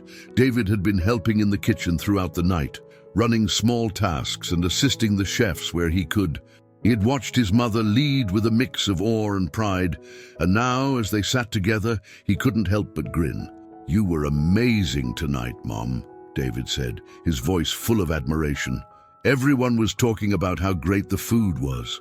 Emily smiled, her heart swelling with pride. "Thanks, David. I couldn't have done it without you." David shrugged, still beaming. "I just ran plates. You're the one who made it all happen." Emily reached out and ruffled his hair, her smile widening. "You're a part of this team too, you know." David looked down at the table, a shy smile on his face. "Maybe someday I'll be as good as you." Emily's heart ached with love for her son, and she placed her hand on his. "You'll be even better," she said softly. "And I'll be right there with you." The charity event had been a triumph, and as Emily walked out of the restaurant that night, the cool Chicago air brushing against her face, she felt a deep sense of satisfaction. She had faced her fears, taken control of the kitchen, and proven to herself that she was still capable of greatness. As she looked up at the night sky, a smile spread across her face. This was just the beginning. There was still so much ahead for her and for David, and for the first time in a long time, she was excited about the future. The morning after the charity event, Emily woke up with a feeling she hadn't experienced in years. Pure pride. The exhaustion from the previous night's work still lingered in her body, but it was a good kind of tired, the kind that came from hard-earned success. She lay in bed for a few moments, letting the events of the night before wash over her. The applause, the smiles on the guests' faces, the way the kitchen had come together under her leadership, it had all been real. She had done it. But more than anything, she thought about David. She had seen the pride in his eyes as he watched her take charge, and that had been the most rewarding part of the night. He had grown so much in the past few months, finding his own place in the kitchen, and it filled her with joy to know that he was starting to carve out his own path. As she got out of bed and made her way to the kitchen to make breakfast, she noticed David sitting at the small table, already up and scrolling through his phone. He looked up when she entered, his face lighting up with a smile. "Morning, Mom," he greeted, his voice cheerful. "Morning," Emily replied, still feeling the lingering glow of the previous night's success. "You're up early. Didn't we both say we were going to sleep in today?" David shrugged, a playful grin on his face. "I couldn't sleep. I was thinking about last night. It was pretty awesome." Emily chuckled, sitting down across from him. "Yeah, it was," she agreed. "You were a huge help, you know." "I couldn't have done it without you." David blushed slightly, looking down at his phone. "I didn't do much. You were the one running the whole kitchen. Everyone kept talking about how great the food was." Emily smiled, reaching out to ruffle his hair. "You did plenty, and you're learning fast." David hesitated for a moment, as if he was gathering his thoughts.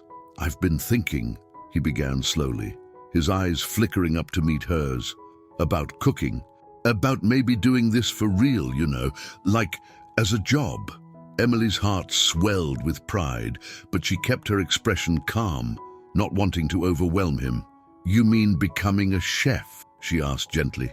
David nodded, though there was a hint of uncertainty in his eyes. "Yeah, I know I'm still just learning, but I really like it.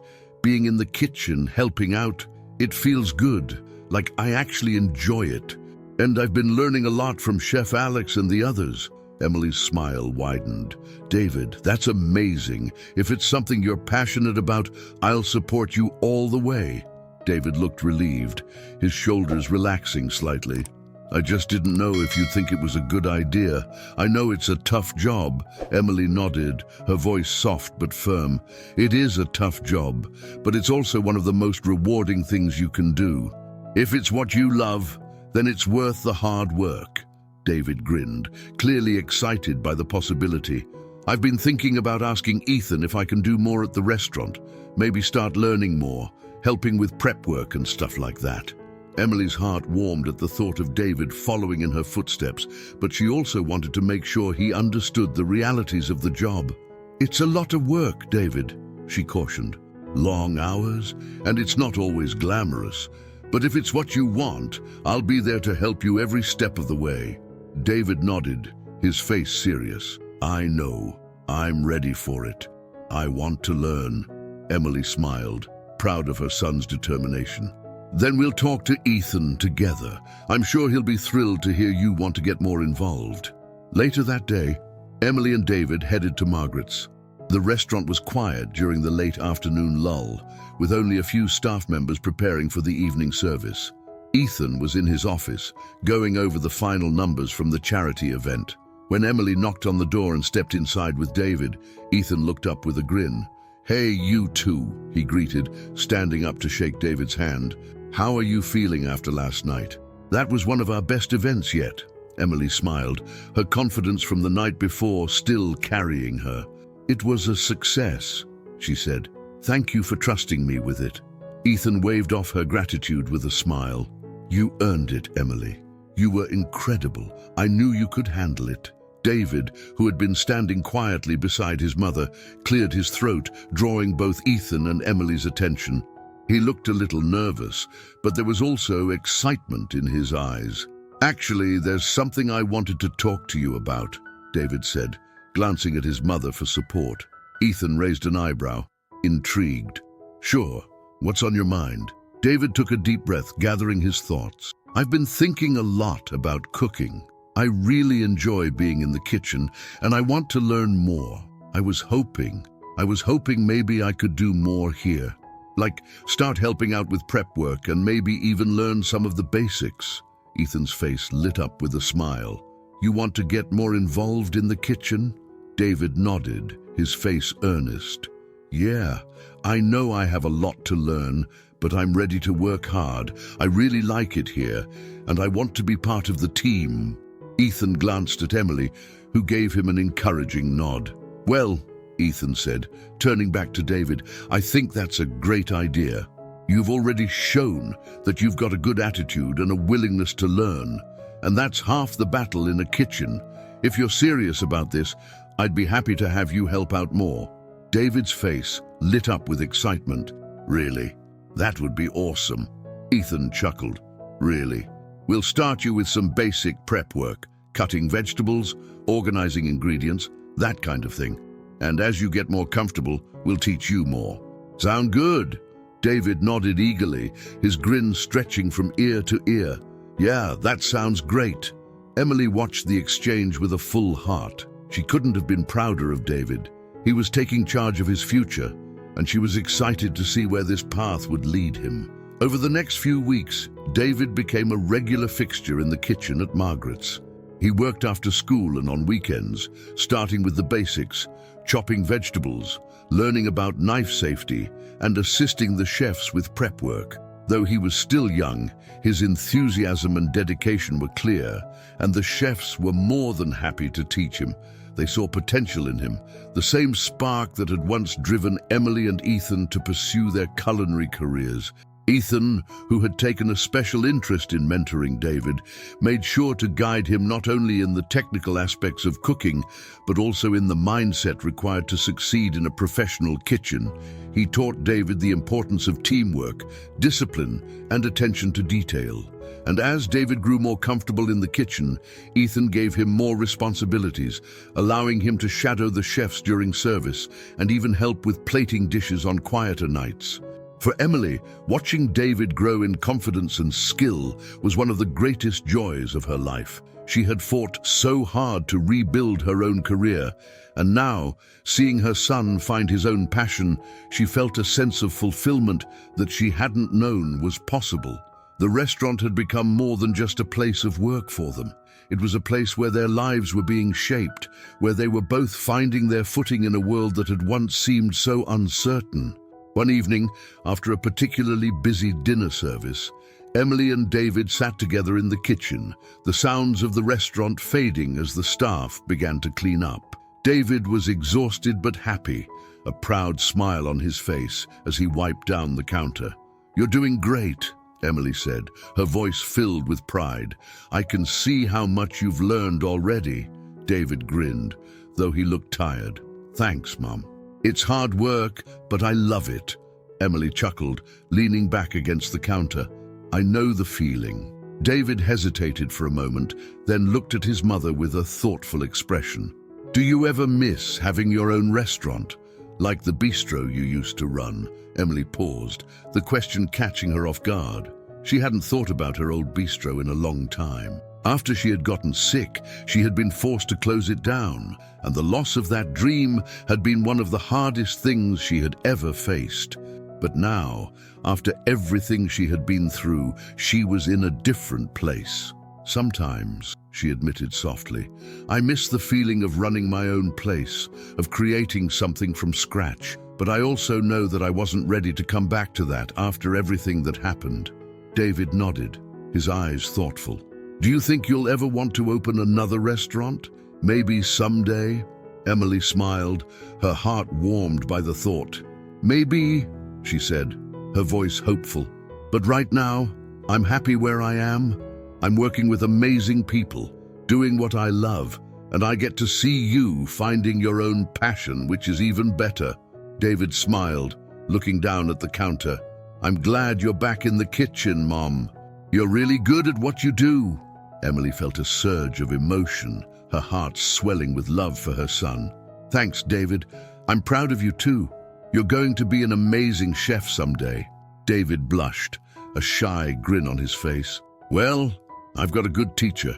As the night wound down and they left the restaurant together, Emily couldn't help but feel a deep sense of contentment. The future was still uncertain in many ways, but for the first time in a long time, she wasn't afraid of it. She and David were on a new path, one filled with possibility and hope, and she was ready to embrace whatever came next. The months passed quickly, and with each passing day, Emily and David grew more entrenched in their respective roles at Margaret's.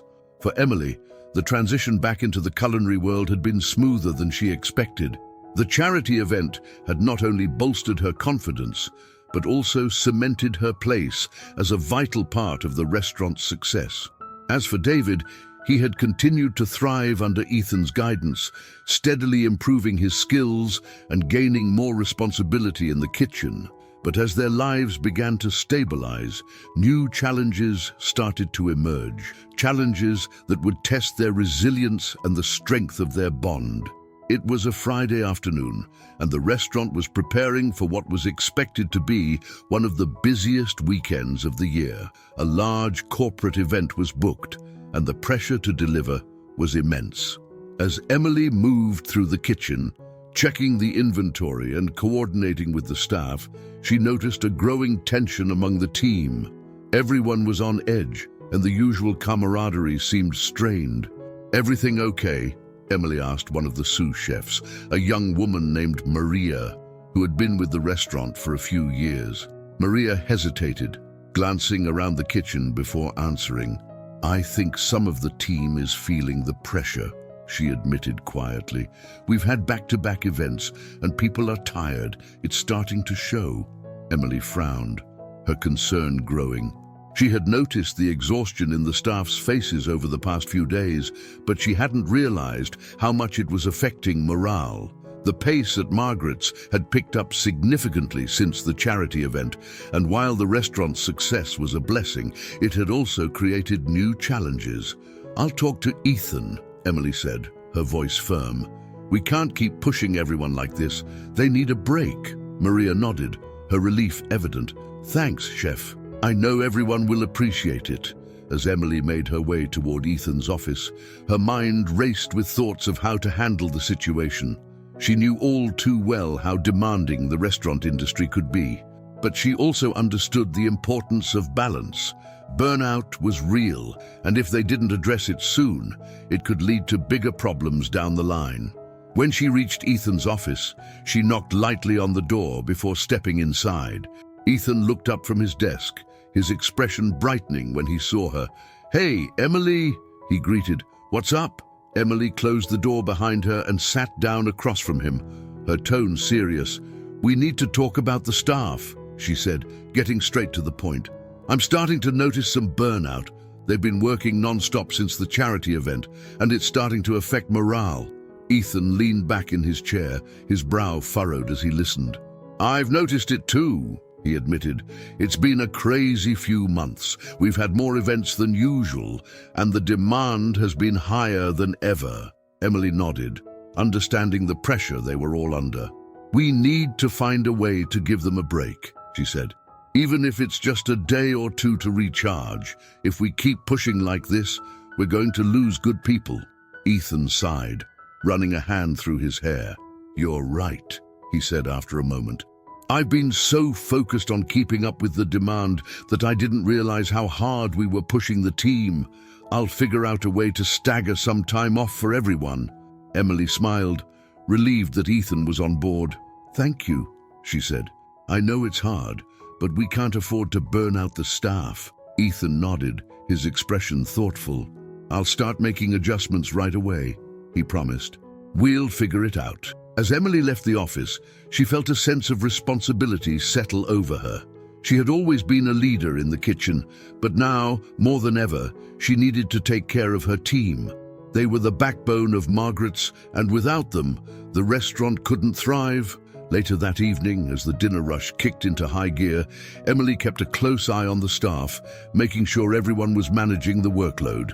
The kitchen was moving at a fast pace, but the tension she had sensed earlier was still there, lingering beneath the surface.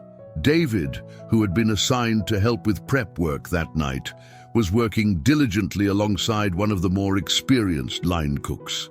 Emily watched him for a moment, pride swelling in her chest as she saw how far he had come. He was focused, methodical, and eager to learn, traits that would serve him well as he continued to grow in the culinary world. As the night wore on, the pressure in the kitchen intensified. The corporate event was in full swing, and the orders were coming in at a rapid pace. Emily moved quickly from station to station, offering assistance where needed and keeping the team on track. But as the hours passed, she could feel the fatigue setting in.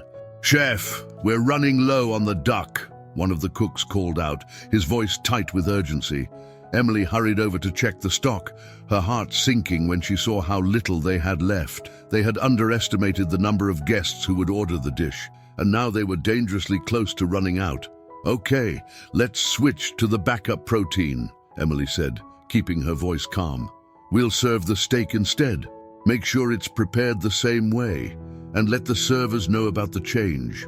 The team moved quickly to adjust, but the tension in the kitchen grew. Emily could feel the weight of the night pressing down on her, the demands of the event pushing them all to their limits. But she couldn't let the pressure get to her. She had to stay calm, had to lead by example. As the night finally began to wind down, Emily stepped outside for a breath of fresh air. The cool night breeze brushed against her skin, and she closed her eyes for a moment, letting the tension drain from her body. It had been a hard night, but they had made it through. The guests had left satisfied, and the kitchen, though exhausted, had delivered. Ethan joined her a few moments later, his expression weary but relieved. "That was intense," he said with a tired smile. Emily chuckled softly, shaking her head. "Tell me about it." "But we got through it." Ethan nodded, his gaze thoughtful. "You've been handling everything so well, Emily," he said after a moment. "I don't know how we would have managed without you." Emily smiled, though there was a hint of exhaustion in her eyes. "It hasn't been easy," she admitted, "but we're a strong team. We'll get through it." Ethan's expression softened as he looked at her. "You're not just a part of the team, Emily. You're a leader. And the staff looks up to you. You've earned their respect." Emily felt a surge of emotion at his words. She had spent so long doubting herself, questioning whether she still had what it took to be a leader in the kitchen. But now, standing here with Ethan, she realized that she had come full circle. She was back where she belonged, not just as a chef, but as a leader. "Thanks, Ethan," she said quietly. "That means a lot." As the weekend came to an end, Ethan made good on his promise to give the staff some much-needed time off. He staggered shifts, ensuring that everyone had a chance to recharge while still keeping the restaurant running smoothly. The relief among the team was palpable, and the atmosphere in the kitchen began to lighten. For Emily, the break gave her a chance to reflect on everything that had happened over the past few months. She had faced so many challenges: her illness, her return to the kitchen, the pressures of leading a team, and yet here she was, stronger than ever. She had rediscovered her passion for cooking, rebuilt her confidence, and found her place again. But as she sat at home one evening, sipping tea and watching the sunset through the window, she couldn't help but wonder what the future held. Margaret's had become her home, but was it where she would stay forever? The thought of opening her own restaurant again crossed her mind, but it was still too soon to act on it. For now, she was content where she was, but the seed of possibility had been planted. David, too, had begun to think more seriously about his future. He had fallen in love with the kitchen, and the idea of becoming a chef no longer felt like a distant dream. Under Ethan's mentorship, he had learned so much, but he knew there was still a long way to go. The culinary world was demanding, and David was determined to prove that he had what it took. One evening, as he and Emily sat together after a quiet dinner, David brought up a subject that had been on his mind for weeks. "Mom," he began, his voice hesitant, "I've been thinking about going to culinary school." Emily looked up from her cup of tea, surprise flickering across her face. "Culinary school?" David nodded, his expression serious. "Yeah, I know it's a big commitment, but I've been talking to Ethan and he thinks it could be a good next step for me." Emily's heart swelled with pride, but there was also a hint of worry. Culinary school was a major decision, and it would be a huge step for David. But she could see the passion in his eyes, the same passion that had driven her to pursue her own career. "I think that's a wonderful idea," Emily said softly, her voice filled with emotion. "If it's what you want, I'll support you all the way." David smiled, his excitement barely contained. "It is what I want, Mom. I love cooking, and I want to learn as much as I can." Emily reached out to take his hand, her heart full. "Then we'll make it happen," she said firmly. "You've got so much ahead of you, David. I can't wait to see where this journey takes you." As the weeks passed, Emily and David continued to navigate their respective paths, each of them growing stronger and more confident in their roles. But new challenges were always on the horizon, and the journey ahead would test them in ways they couldn't yet imagine. The weeks following David's decision to pursue culinary school were filled with anticipation and preparation. Emily had been by his side as they researched different schools, filling out applications and meeting with Ethan to discuss the best options. David's excitement was contagious, and for the first time in a long while, the future seemed bright and full of potential for both of them. Yet, despite the momentum, life had a way of testing even the most hopeful plans. It was a Thursday afternoon at Margaret's, and Emily was going over the prep list for the evening service. The kitchen was calm for the moment, the steady hum of activity a comfort to her, but as she worked, she noticed something odd. David, who was normally focused and energetic, seemed distracted. He was prepping vegetables at his station, but his movements were slow, and he kept glancing around the kitchen as if he couldn't concentrate. Emily frowned as she watched him. He'd been doing so well lately, but something was clearly off. After a few minutes, she decided to step in. She walked over to his station, her voice gentle but firm. "David, you okay?" she asked, her concern evident. David looked up, startled by her question. He hesitated before nodding, though it was clear he wasn't being entirely truthful. "Yeah, I'm fine. Just tired, I guess." Emily didn't press him further, but her motherly instincts told her something was wrong. She'd noticed him acting a bit distant over the past few days, less talkative at home, more withdrawn than usual. She wasn't sure if it was stress about his future or something else entirely, but it worried her. "All right," she said softly, deciding to give him space for now. "But if you need to talk, I'm here." David nodded, though he still didn't meet her eyes. "Thanks, Mom." Emily returned to her station, but the unease lingered in her chest. She couldn't shake the feeling that something was bothering David, and it pained her not to know how to help. But she also knew that pushing him too hard wouldn't get him to open up. She would have to wait for him to come to her. As the dinner rush began that evening, the kitchen quickly shifted from calm to chaos. Orders came in fast, and the team was moving at top speed to keep up. Emily was in her element, directing the line and making sure every dish that left the kitchen was perfect. But as the intensity of the night grew, she noticed David struggling. He was working the prep station, cutting vegetables for the line cooks, but he seemed flustered, dropping a knife at one point and accidentally slicing the carrots too thin. His hands shook slightly as he tried to catch up, but the more he rushed, the more mistakes he made. Emily's heart tightened as she watched him. This wasn't like David. He had always been focused and meticulous, even under pressure. Something was definitely wrong. After another slip with a knife, one of the sous chefs, Maria, called out to him, "David, careful, you're going too fast." David nodded, his face pale as he tried to correct his mistake, but a moment later, he dropped the knife again, and this time it clattered loudly onto the floor. The noise caught everyone's attention, and the kitchen went momentarily still. Emily stepped in immediately, her concern mounting. "David, take a break," she said, her voice firm but kind. "Go outside, get some air." David looked up at her, his face flushed with embarrassment. "I'm sorry, Mom," he mumbled, his voice shaking. "I don't know what's wrong with me." Emily placed a hand on his shoulder, giving him a reassuring squeeze. "It's okay. Just take a minute. We'll talk later." David nodded, his eyes downcast as he quickly left the kitchen. The tension in the room slowly eased as the rest of the staff returned to their work, but Emily couldn't shake the worry gnawing at her. David was clearly dealing with something, and she was determined to find out what it was. After the dinner rush, Emily found David sitting outside the back of the restaurant, his head in his hands. The cool night air hung heavy with the scent of the nearby lake, and the soft hum of the city filled the silence between them as she sat beside him. For a moment, neither of them spoke, the weight of the evening pressing down on them. "Want to tell me what's going on?" Emily asked gently, breaking the silence. David hesitated before speaking, his voice barely above a whisper. "I don't know what's wrong with me," he admitted, his eyes staring at the pavement. "I've been messing up a lot lately. It's like I can't focus." Emily's heart ached at the frustration in his voice.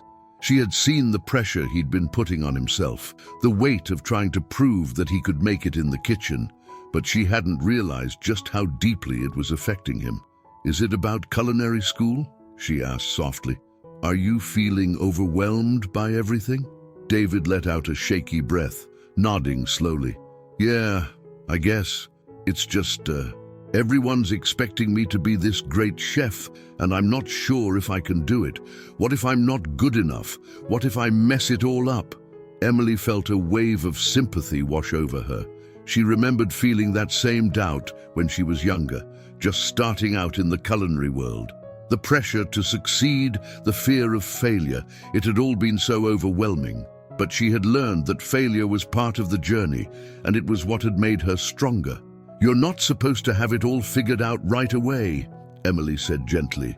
"No one expects you to be perfect, David, least of all me. You're still learning, and mistakes are part of that process." David looked up at her, his eyes filled with uncertainty. "But what if I can't handle it? What if I'm not cut out for this?" Emily reached over and took his hand, squeezing it tightly. "You can handle it," she said, her voice firm but full of love. "You've already come so far, and even if things get hard, that doesn't mean you're not cut out for it. It just means you're still growing." David didn't respond right away, but Emily could see the tension in his shoulders beginning to ease. He was still struggling, but at least now he wasn't holding it all inside. "We'll figure this out together," Emily continued. "And if culinary school isn't the right path for you, that's okay too. There's no rush to make any big decisions. You've got time to figure out what you really want." David nodded slowly, his expression softening. "Thanks, Mom. I don't want to let you down." Emily's heart swelled with emotion, and she pulled him into a tight hug. "You could never let me down, David," she whispered. "I'm proud of you no matter what." The following weeks were a time of reflection for both Emily and David. Emily continued to lead in the kitchen, but she also made sure to keep a close eye on David, offering him more guidance and less pressure. She encouraged him to take his time with his work, reminding him that the journey to becoming a chef wasn't a race. David, for his part, began to find his rhythm again.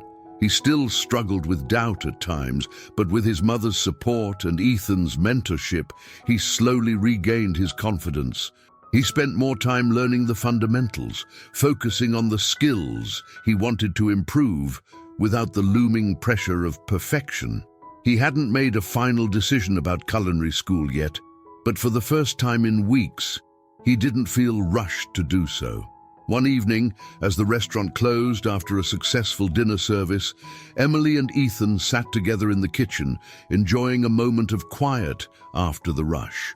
The stress of the past few weeks had begun to lift, and the team was back to working smoothly again. "You've been handling things really well lately," Ethan said, his voice thoughtful. "I can see how much the team respects you. You've earned that." Emily smiled, though her thoughts were elsewhere. "Thanks, Ethan. But I've been thinking a lot lately about what's next." Ethan raised an eyebrow, intrigued. "What do you mean?" Emily hesitated, gathering her thoughts. "I've loved being back in the kitchen, working with this team, but there's a part of me that's been wondering if it's time for me to do something else. Maybe even open my own restaurant again." Ethan studied her for a moment, his expression unreadable. "You're serious?" Emily nodded, her voice steady. "I am. I've been thinking about it for a while now, and I feel like I'm ready. It's scary, but I think it's the right move." Ethan smiled, a mixture of pride and understanding in his eyes. "If anyone can do it, it's you, Emily. And if you ever need anything, advice, help, anything, you know I'm here." Emily smiled, grateful for his support. "Thanks, Ethan. I don't know when or how it'll happen yet, but it's something I'm starting to plan for." As they sat together, the possibilities of the future seemed both daunting and exciting. Emily knew there were still challenges ahead, for her and for David, but for the first time in a long time, she felt ready to face them. A month had passed since Emily first shared her idea of opening a new restaurant with Ethan. Since then, the thought had taken root and grown in her mind, becoming more than just a distant dream. It was now a goal she felt ready to pursue, a challenge she was excited to embrace after everything she had been through. But taking the first steps toward that dream wasn't easy. Emily had been out of the restaurant ownership game for years, and re-entering it would require careful planning, not to mention financial resources. Still, she knew that if she didn't take the leap now, she might never do it. And with David's own journey just beginning, she wanted to show him that it was never too late to follow a passion. On a quiet Saturday morning, Emily sat at the kitchen table in their small apartment, a stack of papers spread out in front of her. She had been up early, researching locations, considering potential investors, and thinking about the kind of restaurant she wanted to create. It would be different from Margaret's, but in a way that reflected her own style and vision. She wanted a place that felt like home, where people could experience the joy of good food in an intimate, welcoming setting. David walked into the kitchen, still bleary-eyed from sleep. He grabbed a glass of orange juice from the fridge and sat down across from her, glancing at the pile of papers. "Still thinking about the restaurant?" he asked, his voice groggy but curious. Emily smiled, though her mind was still racing with ideas. "Yeah, I've been doing a lot of research. It's a lot to think about." David took a sip of his juice, then leaned forward, his interest piqued. "What kind of restaurant are you thinking of? Like a fancy place? Or something more casual?" Emily chuckled, appreciating how involved David was becoming in her plans. "I want it to be comfortable, but not too casual. Somewhere people can come for a nice meal but still feel like they're part of a community. I'm thinking of focusing on seasonal ingredients. Maybe even have a menu that changes every few weeks." David nodded thoughtfully, clearly impressed by her vision. "That sounds awesome, Mom. I'd totally eat there." Emily laughed, feeling a surge of confidence. "I hope so. Maybe you can even help out in the kitchen one day." David's face lit up at the thought. "That would be amazing. You could teach me all your secret recipes." Emily smiled, her heart warmed by his excitement. "We'll see, one step at a time, though." Later that day, Emily met with Ethan at a small cafe downtown to discuss her ideas further. He had been incredibly supportive since the day she told him about her dream, and today he had offered to help her navigate the early stages of planning. As they sat at a table near the window, sipping coffee, Emily spread out her notes in front of him. Ethan listened carefully as she walked him through her vision, nodding thoughtfully as she spoke. "I've been thinking about potential locations," Emily said, pointing to a map she had marked with several neighborhoods. "I want it to be somewhere that's up and coming, a place that's not too saturated with high-end restaurants, but still has enough foot traffic to support a new business." Ethan leaned forward, studying the map. "That's smart," he said. "A lot of neighborhoods in the city are starting to grow, and finding the right spot is key. Have you thought about funding yet? I know that's one of the biggest hurdles when starting a new place." Emily nodded, though the question of funding was the one aspect of the plan that still kept her up at night. "I've been looking into a few options," she admitted. "There are some investors I could approach, and I'm also considering taking out a small business loan. I know it's risky, but I'm willing to take that chance." Ethan smiled, his respect for her determination evident. "It's a big risk, but I think you're ready for it. You've got the experience, and you've already proven that you can handle the pressure. Plus, I'm sure there are plenty of people who would invest in a restaurant run by someone with your reputation." Emily felt a surge of gratitude at his words. Having someone like Ethan believe in her made the idea of starting over seem a little less daunting. "Thanks, Ethan. That means a lot coming from you." Ethan leaned back in his chair, his expression thoughtful. "You know, I've been thinking about something," he said after a moment. "I've got some connections in the real estate market, people who specialize in finding restaurant spaces. If you want, I could introduce you to them. It might help you find the perfect location." Emily's eyes lit up. "That would be incredible," she said, excitement bubbling up inside her. "I've been looking online, but I haven't found anything that really feels right yet." "I'll set it up," Ethan promised, "and when you're ready, we can go look at some places together." Emily smiled, the reality of her dream beginning to take shape. It was all happening so quickly, but for the first time in years, she felt like she was moving towards something that was truly hers. As the weeks went by, Emily continued to make progress on her restaurant plans. Ethan introduced her to his real estate contacts, and together they toured several potential locations. Some were too small, others too expensive, but Emily remained patient, knowing that the right place would come along eventually. At the same time, David's journey continued to unfold. He had thrown himself into his work at Margaret's, spending more time in the kitchen, learning from Ethan and the other chefs. His confidence had grown, and with it, his love for cooking deepened. Yet the decision about culinary school still lingered. One evening, as they sat together in the apartment, David finally brought it up. "I've been thinking a lot about culinary school," he began, his voice tentative. Emily looked up from the paperwork she had been reviewing, giving him her full attention. "Yeah, what's on your mind?" David hesitated for a moment, then sighed. "I'm not sure if I'm ready for it yet. I mean, I love cooking, but the idea of going to school for it, I don't know if that's the right path for me right now." Emily nodded, her expression understanding. "That's okay, David. Culinary school isn't the only way to become a great chef. You've already learned so much working with Ethan and the team. There's no rush to make a decision." David seemed relieved by her response. "I guess I just feel like everyone expects me to go, but part of me thinks maybe I should just keep working. Learn more hands-on before I commit to anything big like school." Emily smiled, proud of her son for thinking it through. "That's a smart decision," she said. "You're still young, and you've got plenty of time to figure out what you want. There's no right or wrong path, just the one that feels right for you." David nodded, a small smile on his face. "Thanks, Mum. I think I'll keep working at Margaret's for now. I still have so much to learn." Emily reached out and squeezed his hand.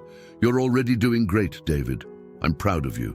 One afternoon, a few weeks later, Emily received a phone call from Ethan's real estate contact. There was a new property that had just come on the market, a small but charming space in a growing neighborhood, perfect for a new restaurant. Emily's heart raced as she jotted down the address, excitement bubbling up inside her. The next day, she and Ethan met with the real estate agent to tour the space. As soon as Emily stepped inside, she knew this was it. The space was warm and inviting, with high ceilings and large windows that let in plenty of natural light. The kitchen, though small, had all the potential she needed to create something special. Ethan could see the look on her face as she walked through the space. "You like it, don't you?" he asked with a knowing smile. Emily nodded, her heart pounding. "I love it," she said softly. "It's exactly what I've been looking for." The real estate agent smiled, clearly pleased with her reaction. "It's a great location," he said. "The neighborhood is really up and coming. If you're serious about it, we can start the paperwork." Emily looked at Ethan, her excitement tempered by the reality of what this decision would mean. It was a big commitment, financially and emotionally. But as she stood there, in the space that could become her new restaurant, she felt a sense of certainty wash over her. "I'm serious," she said, her voice steady. "Let's do it." As Emily signed the paperwork, the reality of her dream coming to life felt overwhelming in the best way possible. It wasn't just about the restaurant anymore. It was about taking control of her future, about showing David that even after setbacks, it was possible to rebuild and create something beautiful. With the keys to the new space in hand, Emily knew the real work was just beginning. There would be challenges ahead, unexpected hurdles, and moments of doubt, but she was ready. This was her time, and she wasn't going to let fear hold her back. The day Emily received the keys to her new restaurant space felt surreal, like the culmination of years of hard work, resilience, and quiet dreaming. Yet as she stood in the empty dining room, surrounded by bare walls and unused equipment, the reality of the journey ahead sank in. This was just the beginning. Now came the real challenge, turning this shell of a space into the restaurant she had envisioned for so long. Over the next few days, Emily spent every waking hour planning and preparing. She met with contractors, architects, and designers to map out the renovation, eager to transform the space into something warm, inviting, and uniquely hers. She wanted the restaurant to feel like an extension of herself, focused on fresh, seasonal ingredients, but delivered in a way that felt comforting and welcoming. Her ideas came to life quickly on paper, but as with any major project, complications arose. The timeline for renovations was already tight, and unexpected delays with permits and equipment threatened to push back the grand opening. On top of that, balancing her new role as a restaurant owner with her responsibilities at Margaret's created a pressure she hadn't anticipated. Late one evening, after a long day of juggling renovation meetings and kitchen prep at Margaret's, Emily collapsed onto the couch in her apartment, utterly exhausted. David walked in, fresh from his shift at the restaurant, and immediately noticed the weariness on her face. "You look beat," David said, sitting down beside her. "Long day," Emily sighed, rubbing her temples. "You have no idea. The permits for the renovation have been delayed again, and it's pushing everything back. I'm trying to keep things moving at Margaret's, but I feel like I'm being pulled in 100 different directions." David frowned, concern etched across his face. "Maybe you're doing too much." "I mean, with the restaurant and everything at Margaret's, it's a lot." Emily smiled softly at her son's worry, but she shook her head. "It is a lot, but it's what I have to do right now. This is my dream, David. I've worked too hard to let a few setbacks stop me. I just need to figure out how to manage it all." David nodded, understanding the weight his mother was carrying, but also inspired by her determination. "I know you'll figure it out, Mom." "You always do," Emily smiled, grateful for his encouragement. "Thanks, sweetheart. I hope you're right." The next few weeks were a blur of activity. The renovation work finally began in earnest, and Emily found herself spending every spare moment at the restaurant, overseeing every detail. The dining room was coming together beautifully, warm, earthy tones with wood accents and a soft, intimate atmosphere. The kitchen, though small, was designed for efficiency and creativity. It was everything she had hoped for. But as the days passed, the pressure continued to mount. There were setbacks with the delivery of equipment, issues with the layout that required last-minute adjustments, and the ever-present stress of staying within budget. Emily felt the strain more acutely with each passing day, and the toll it was taking on her health became harder to ignore. Late nights turned into early mornings, and the exhaustion weighed heavily on her.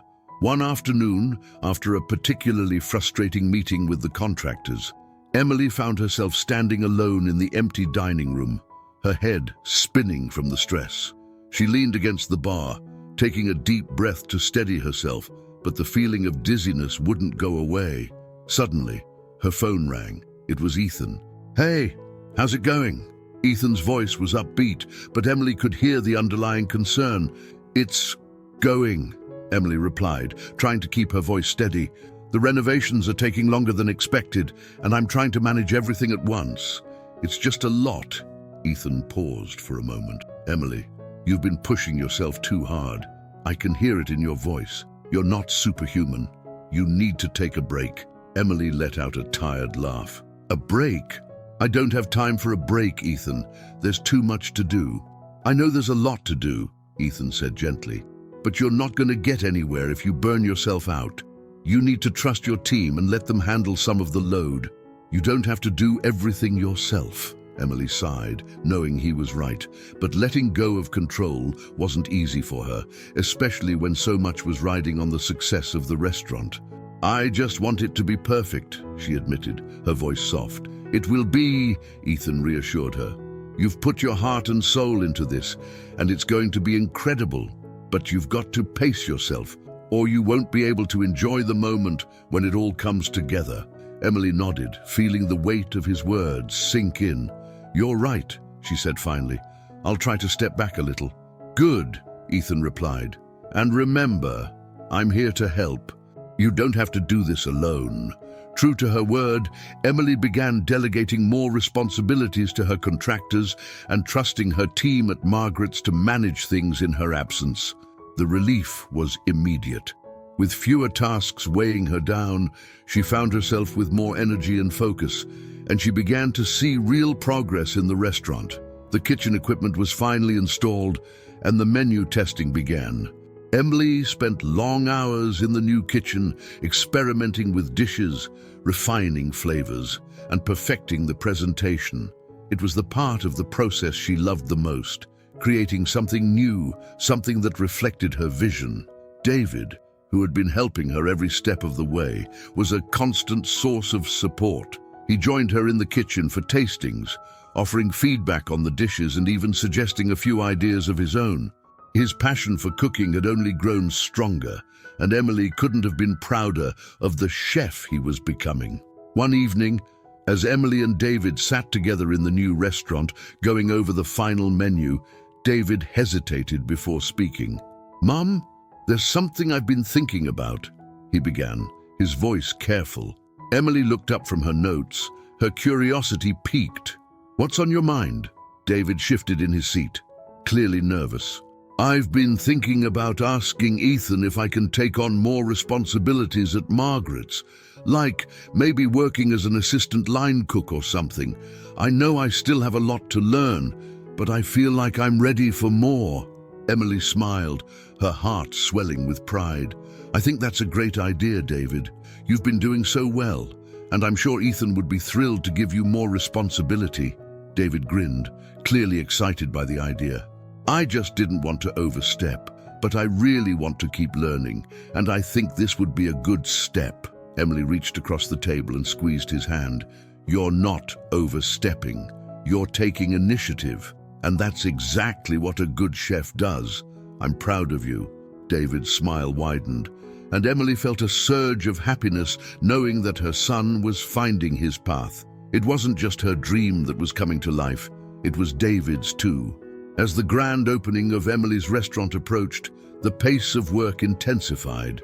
The final touches were being put in place, and Emily's excitement was tempered by the nerves that came with opening a new business.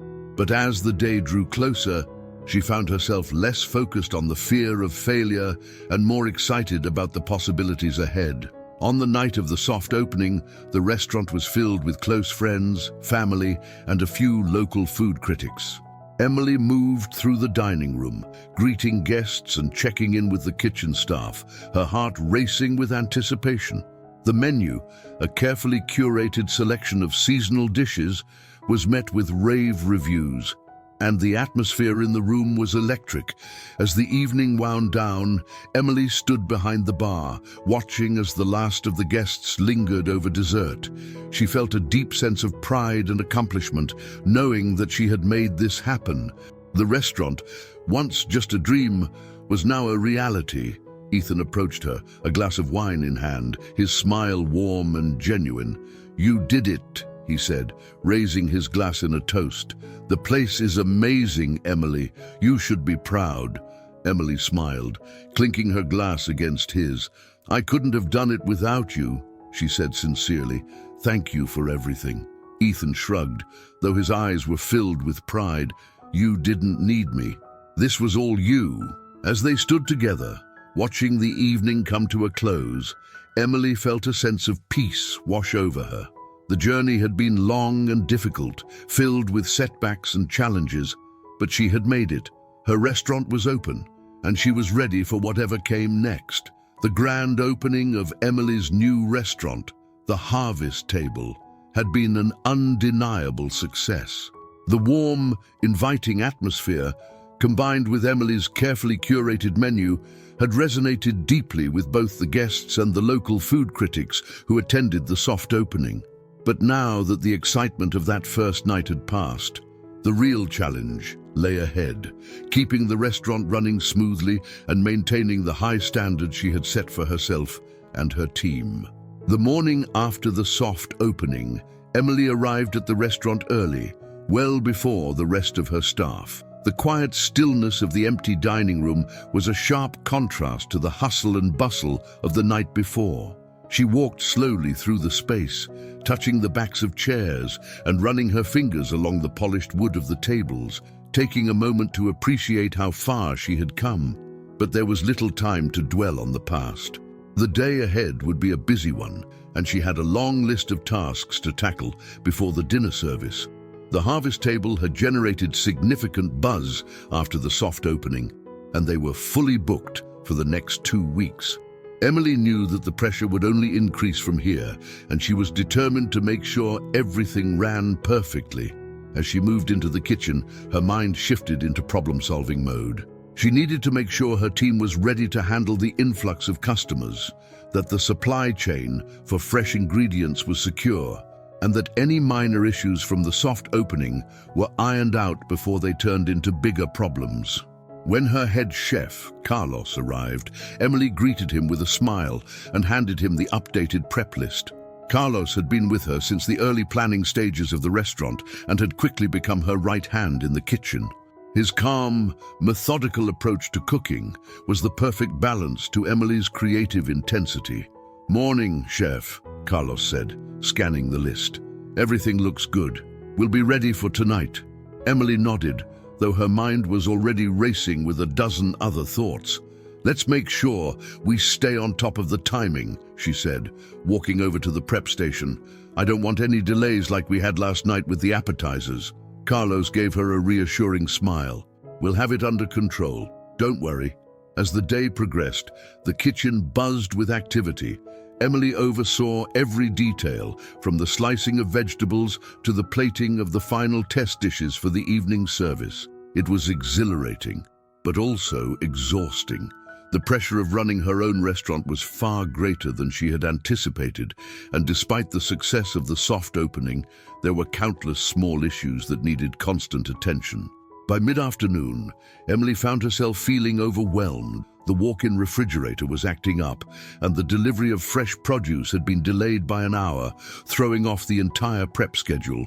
She could feel the stress mounting, her mind racing with contingency plans. Just as she was about to call the supplier to check on the delivery status, her phone buzzed.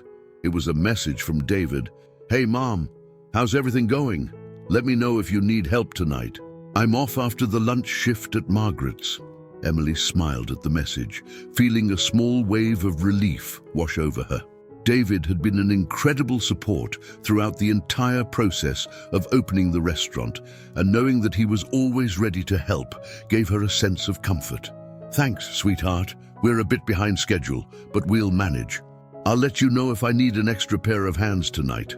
She put her phone away and took a deep breath, refocusing on the tasks at hand.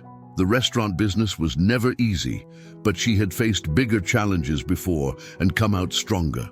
She wasn't about to let a few setbacks shake her confidence. As dinner service approached, the restaurant filled with the hum of conversation, the clinking of glasses, and the aroma of fresh, seasonal dishes being prepared in the kitchen. Emily moved seamlessly between the dining room and the kitchen, checking in with the servers, greeting guests, and making sure every dish left the kitchen perfectly plated. But halfway through the evening, just as the rush was hitting its peak, another problem arose. The sous chef, Marta, came to Emily with a concerned look on her face. "Chef, we're running low on the heirloom tomatoes for the caprese salad. I don't think we have enough to get through the rest of the night." Emily's heart sank. The caprese salad was one of the most popular items on the menu, and running out mid-service was not an option.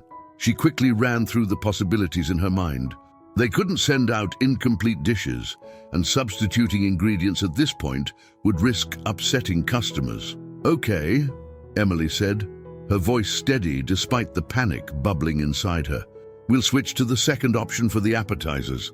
Let the servers know we're replacing the caprese salad with the roasted beet and goat cheese dish. Make sure they explain it's a seasonal change. Frame it as something special." Marta nodded and quickly relayed the message to the rest of the kitchen staff.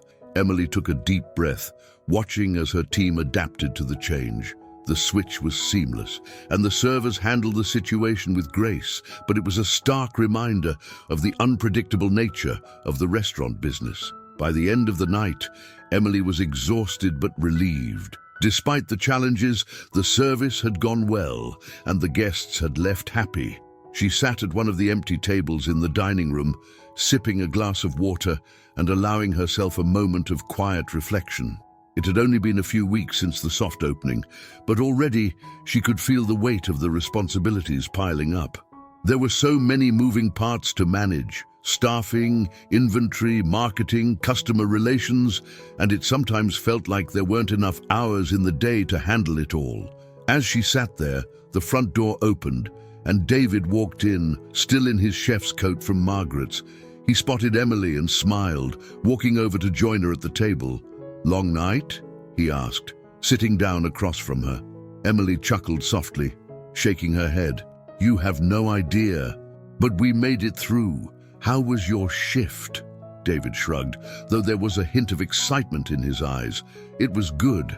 I talked to Ethan about taking on more responsibilities, and he said he's going to start training me on the line next week." Emily's eyes widened in surprise and pride. "David, that's amazing. You're moving up fast." David grinned, clearly excited about the new challenge. "Yeah, I'm pretty stoked about it.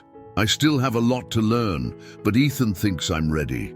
Emily reached across the table and squeezed his hand. "You are ready. I'm so proud of you." David smiled, his eyes reflecting the pride he felt in both his own progress and his mother's accomplishments. "Thanks, Mom, and I'm proud of you too.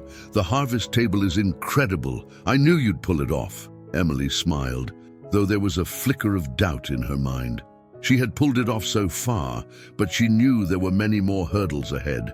Still, hearing David's confidence in her gave her the strength to keep pushing forward. As the weeks passed, the initial excitement of opening the harvest table slowly gave way to the routine of running a day-to-day business. The restaurant had quickly become a local favorite, known for its fresh, seasonal ingredients and welcoming atmosphere. But with success came new challenges, managing staffing issues, handling supplier problems, and keeping up with the constant demands of running a busy restaurant.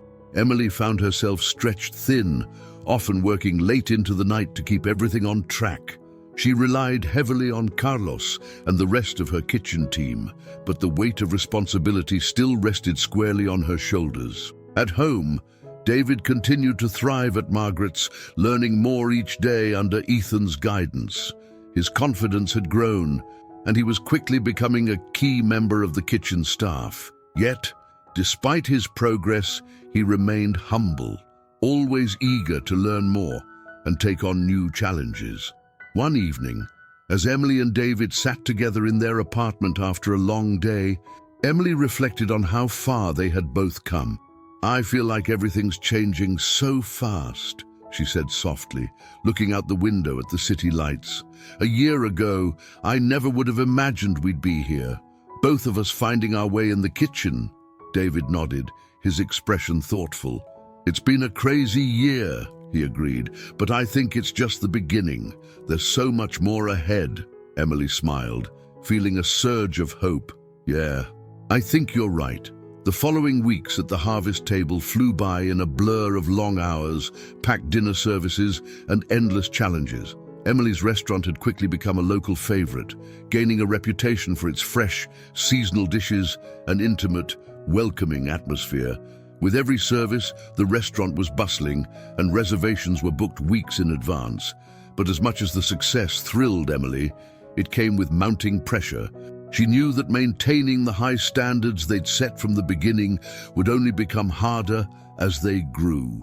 One quiet morning, just as Emily was finishing her coffee and preparing to head to the restaurant, she received a text from her friend and fellow chef Emma that made her heart skip a beat. "Have you seen the review yet?" the message read. Emily's stomach tightened. She hadn't realized that the city's most prominent food critic, Gregory Marks, had dined at the restaurant earlier in the week. Marks was known for his sharp wit and often harsh critiques. A positive review from him could cement the harvest table's reputation, but a negative one could cause serious damage. Emily quickly opened her laptop and found the article in the local food section. Her hands trembled slightly as she began to read. The harvest table, the newest addition to the city's ever-growing dining scene, boasts a beautifully designed space and a creative menu focusing on seasonal ingredients. On the surface, it has all the elements of a successful establishment. However, despite the initial promise, my experience was underwhelming. While the presentation was impressive, the execution lacked finesse, and several dishes fell flat. The roasted beet salad was overdressed, drowning out the subtle flavors of the beets. The pan-seared sea bass, though perfectly cooked, was served with an uninspired sauce that did little to enhance the dish. For a restaurant with such high expectations, the harvest table still has a long way to go to reach its full potential. Emily felt her heart sink. The review wasn't completely negative, but it was far from the glowing endorsement she had hoped for. She knew how much weight Gregory Mark's opinion carried, and she worried about how this would affect the restaurant's momentum. The words underwhelming and lacking finesse echoed in her mind, stinging more than she had anticipated. She sat there for a moment, staring at the screen, trying to gather her thoughts. This was a blow, no doubt about it, but as much as the review hurt, she couldn't let it derail everything she had built. She had faced setbacks before, and this was just another challenge she had to overcome. Later that day, Emily arrived at the restaurant, her mind still buzzing with thoughts of the review. She hadn't mentioned it to her staff yet, not wanting to dampen their spirits. But she knew she would have to address it soon, ignoring it wasn't an option. Carlos, her head chef, noticed the tension in her as soon as she walked into the kitchen. He gave her a concerned look as he prepped ingredients for the evening service. "Everything okay, chef?" he asked, wiping his hands on his apron. Emily hesitated for a moment, then sighed. "Gregory Marks published his review this morning." Carlos's eyes widened. "Oh no, how bad was it?" "It wasn't great," Emily admitted, her voice heavy with frustration. He had some good things to say about the space and the concept, but he thought the food lacked finesse. He said some of the dishes were underwhelming. Carlos frowned, clearly disappointed. "That's tough. I know we've had some hiccups, but I thought we were doing well." "We are doing well," Emily said, trying to keep her voice steady. "But this is a reminder that we can't get complacent. We need to tighten things up, make sure every dish that leaves the kitchen is flawless." Carlos nodded, his expression determined. "I'm with you, chef. We'll step it up." Emily felt a small sense of relief, knowing that her team was behind her, but the weight of the review still pressed heavily on her shoulders. She had to find a way to turn this around before the criticism began to hurt their reputation. Meanwhile, at Margaret's, David had been making great strides in the kitchen. Ethan had given him more responsibilities, and David had quickly proven himself capable of handling the pressure. He was now working regularly on the line, plating dishes and assisting with more complex prep work. But as much as he enjoyed the work, there was something nagging at him, a growing sense of restlessness. After his shift that evening, David sat down with Ethan in the back of the restaurant, wiping the sweat from his brow. The kitchen had been busier than usual, and David was exhausted, but proud of the night's service. "You did great tonight," Ethan said, giving him a nod of approval. "You're really stepping up." David smiled, though there was a hint of uncertainty in his expression. "Thanks, Ethan. I'm really grateful for everything you've taught me." Ethan raised an eyebrow, sensing that something was on David's mind. "But," David hesitated, struggling to find the right words. "I've been thinking a lot lately," he began slowly, "about what's next for me. I love working here, but part of me wonders if it's time for me to start thinking about my own path. Maybe I need to explore other opportunities, try something different." Ethan nodded thoughtfully. "You've got a lot of potential, David, and it's normal to feel like you need to branch out at some point. What are you thinking of doing?" "I'm not sure yet," David admitted.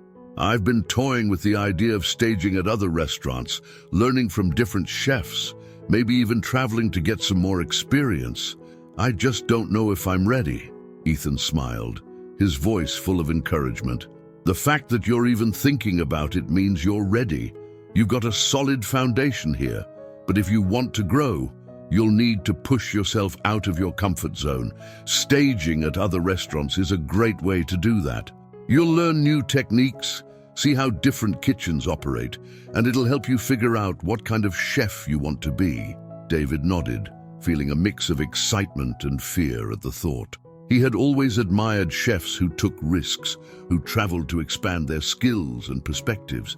But stepping away from the security of Margaret's and Ethan's mentorship was daunting. "I'll think about it," David said, his voice tentative.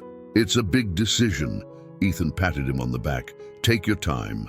You don't have to make any decisions right now, but just know that whatever you choose, I'll support you." David smiled, feeling a little more at ease. "Thanks, Ethan. I really appreciate that." Back at the harvest table, the aftermath of Gregory Marks' review continued to weigh on Emily. The buzz surrounding the restaurant hadn't completely died down, but she could feel the subtle shift in the atmosphere. Customers seemed a little more critical, their feedback a bit more cautious. It was clear that the review had influenced people's perceptions, and Emily knew she had to act fast to regain the restaurant's momentum. One evening, after a particularly stressful service, Emily sat down with Carlos and the rest of the kitchen staff to discuss their next steps. "We need to refine the menu," Emily said, her voice steady but firm. "Marx's criticism wasn't completely off base. We've been a little too safe with some of the dishes, and that's not what I want this restaurant to be. We're about bold, fresh flavors, and we need to push the envelope a little more." Carlos nodded, his expression serious. "Agreed. I've been thinking about ways we can elevate some of the dishes, play with more unusual ingredients, make the flavors more distinct." Emily smiled, feeling a spark of excitement again. "Exactly. Let's make sure every dish is something memorable, something people will talk about after they leave. I don't want us to play it safe anymore.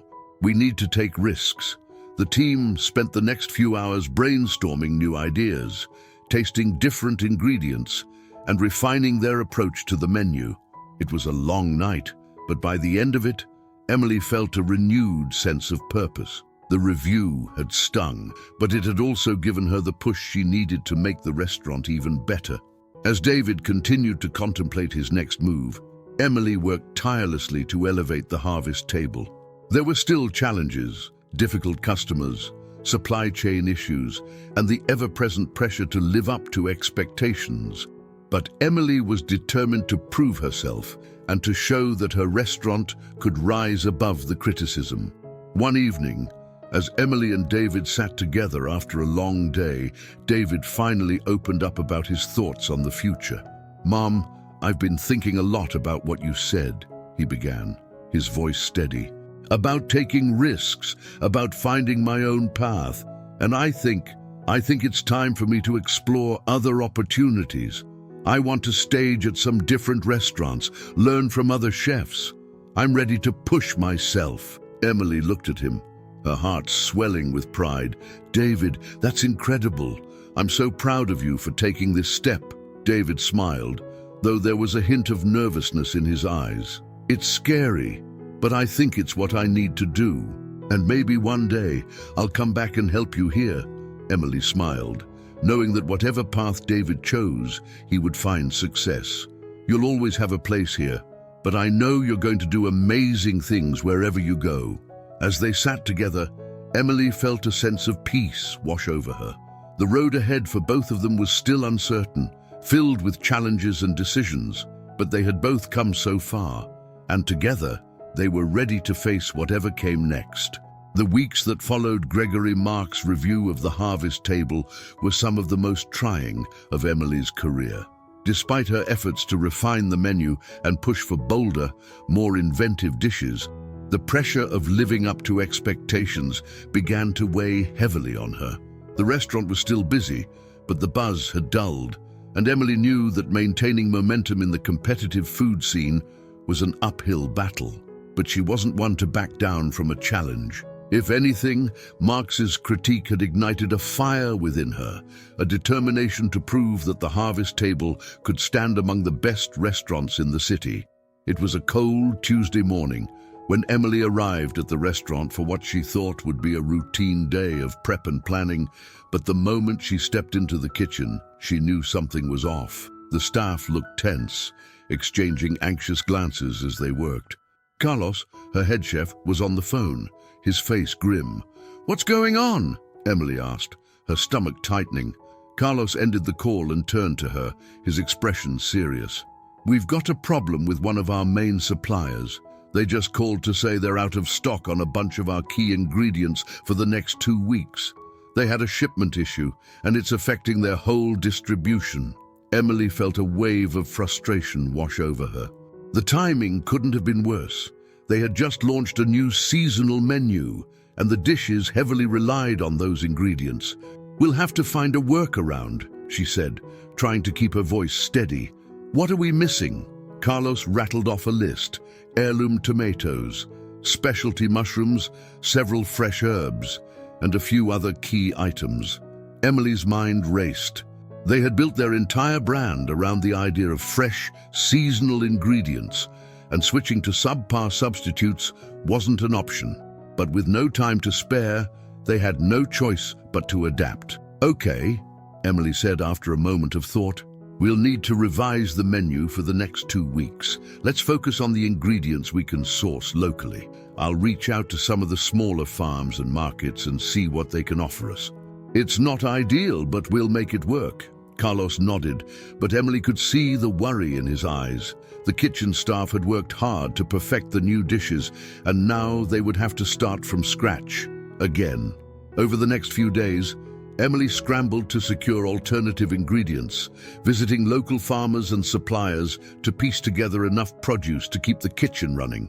The stress was palpable, but her determination never wavered. She spent long hours in the kitchen, working alongside her team to test new recipes and adjust the menu. The changes were last minute, but they had no choice.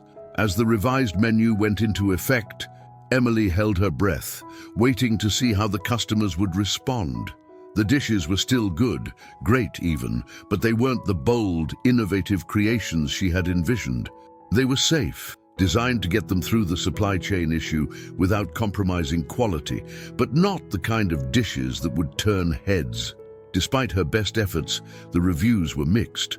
Some customers loved the new dishes, praising the focus on local ingredients, while others missed the signature flavors of the original menu.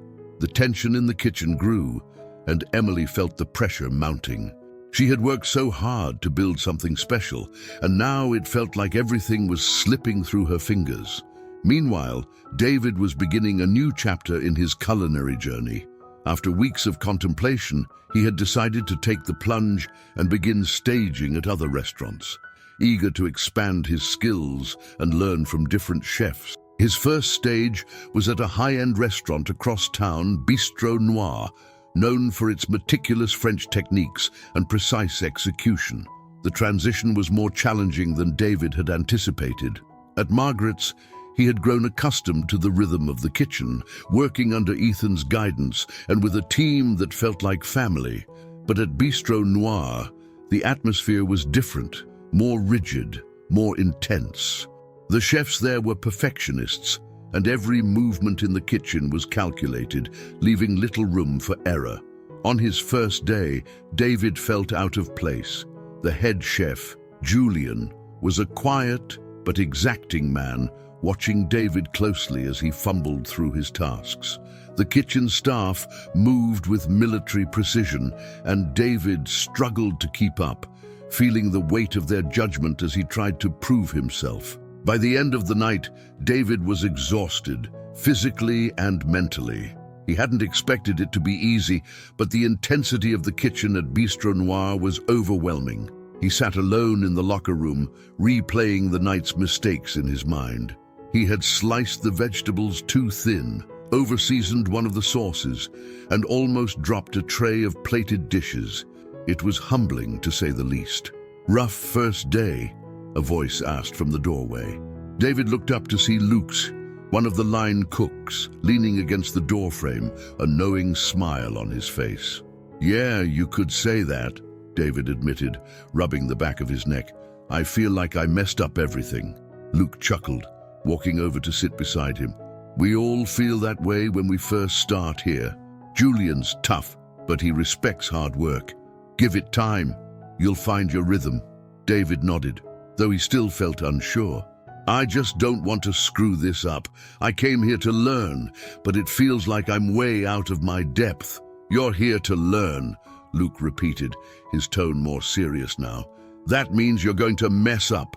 It's part of the process. You'll get better." David appreciated the encouragement, though he still felt the weight of the night's mistakes.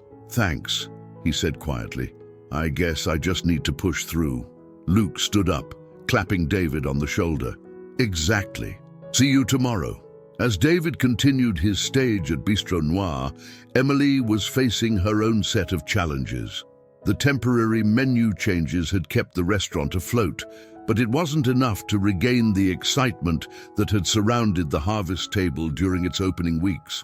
The buzz had died down, and Emily knew that if they didn't find a way to reignite interest, the restaurant's momentum could stall completely.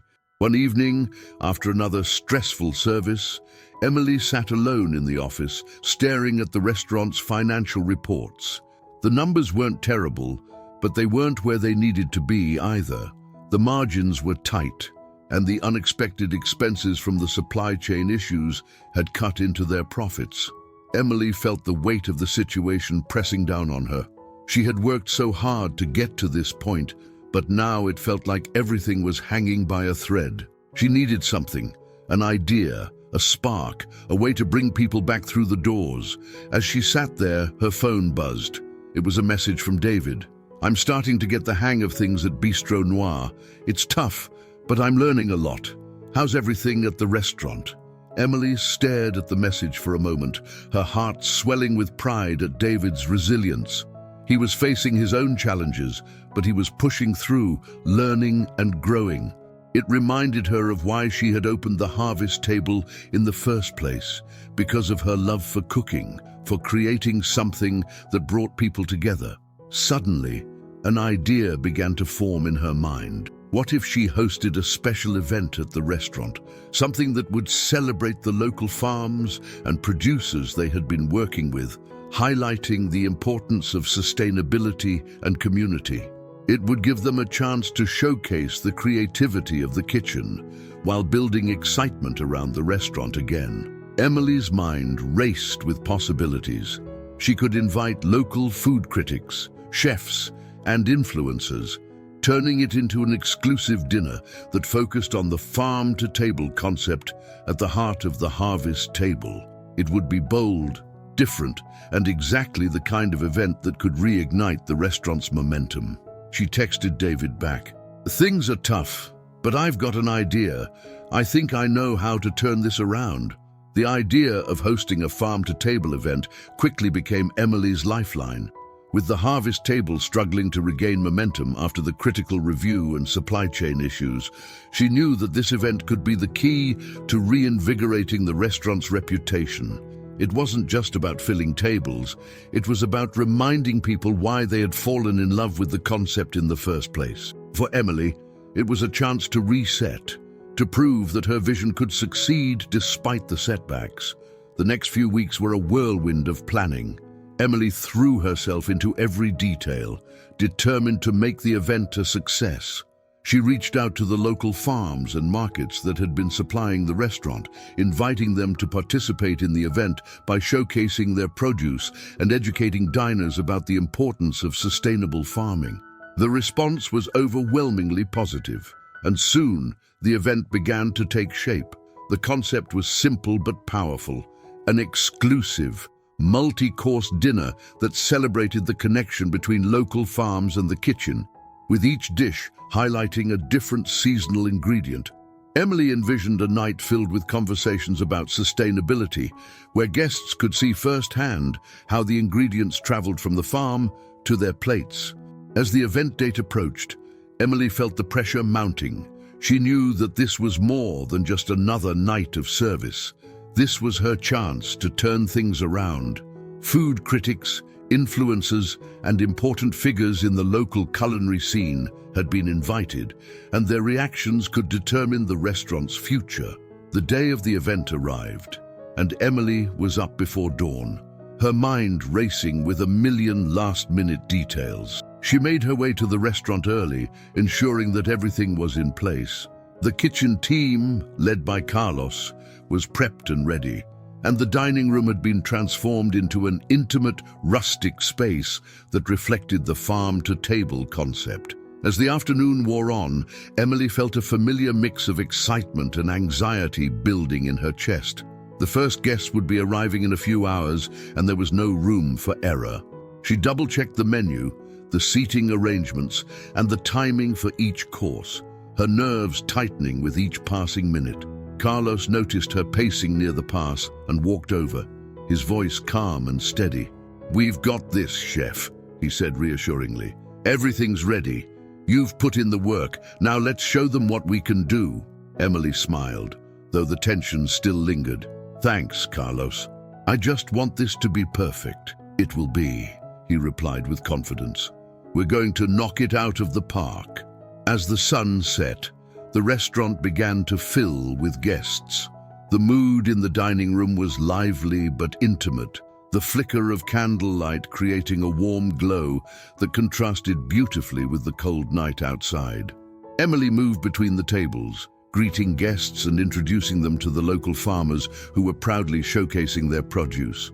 The energy in the room was electric, and for the first time in weeks, Emily felt a surge of hope. The kitchen was buzzing with activity, each dish going out with precision and care. The first course, a fresh heirloom tomato tart with basil and goat cheese, was met with murmurs of approval from the diners. The courses that followed continued to impress. Roasted beet salad with a citrus vinaigrette, pan-seared duck with a blackberry reduction, and a decadent chocolate ganache with a hint of chili for dessert. Throughout the evening, Emily kept a close eye on the reactions of the guests, especially the critics. She saw smiles, heard laughter, and watched as plates were cleaned with enthusiasm. It was exactly what she had hoped for. As the final course was served, Emily finally allowed herself a moment to breathe. She stepped into the kitchen, watching as her team worked together seamlessly, their movements smooth and confident. Carlos caught her eye and gave her a thumbs up, a grin spreading across his face. "We did it," he said, his voice filled with pride.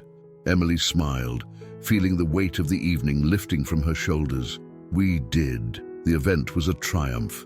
The following morning, Emily woke up to a flood of positive feedback on social media, with guests raving about the food, the concept, and the atmosphere. Local food blogs were already posting glowing reviews, praising the Harvest Table for its innovative take on farm-to-table dining and its commitment to supporting local agriculture. Emily felt a wave of relief wash over her.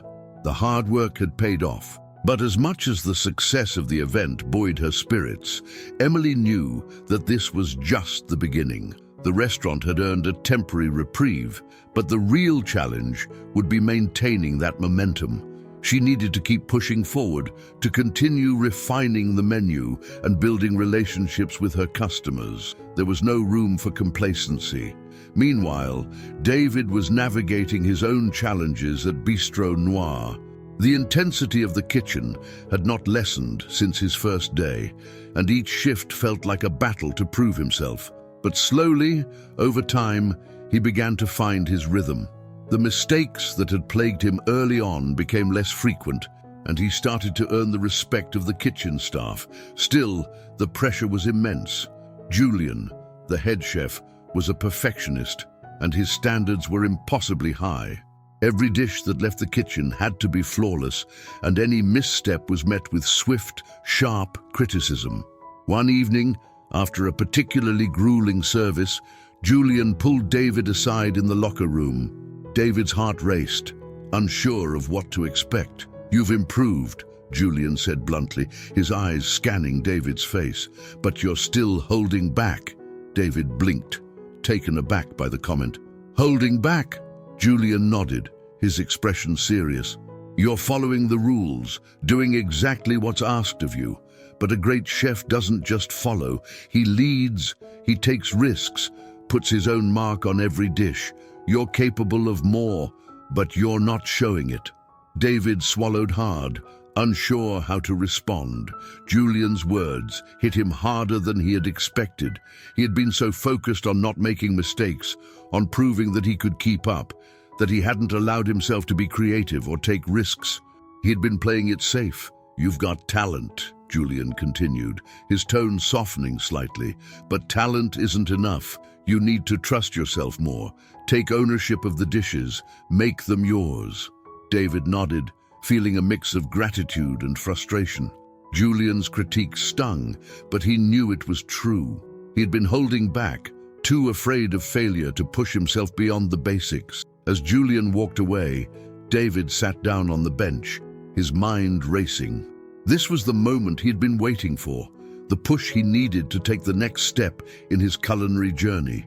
He had come to Bistro Noir to learn, but now it was time to show what he was really capable of.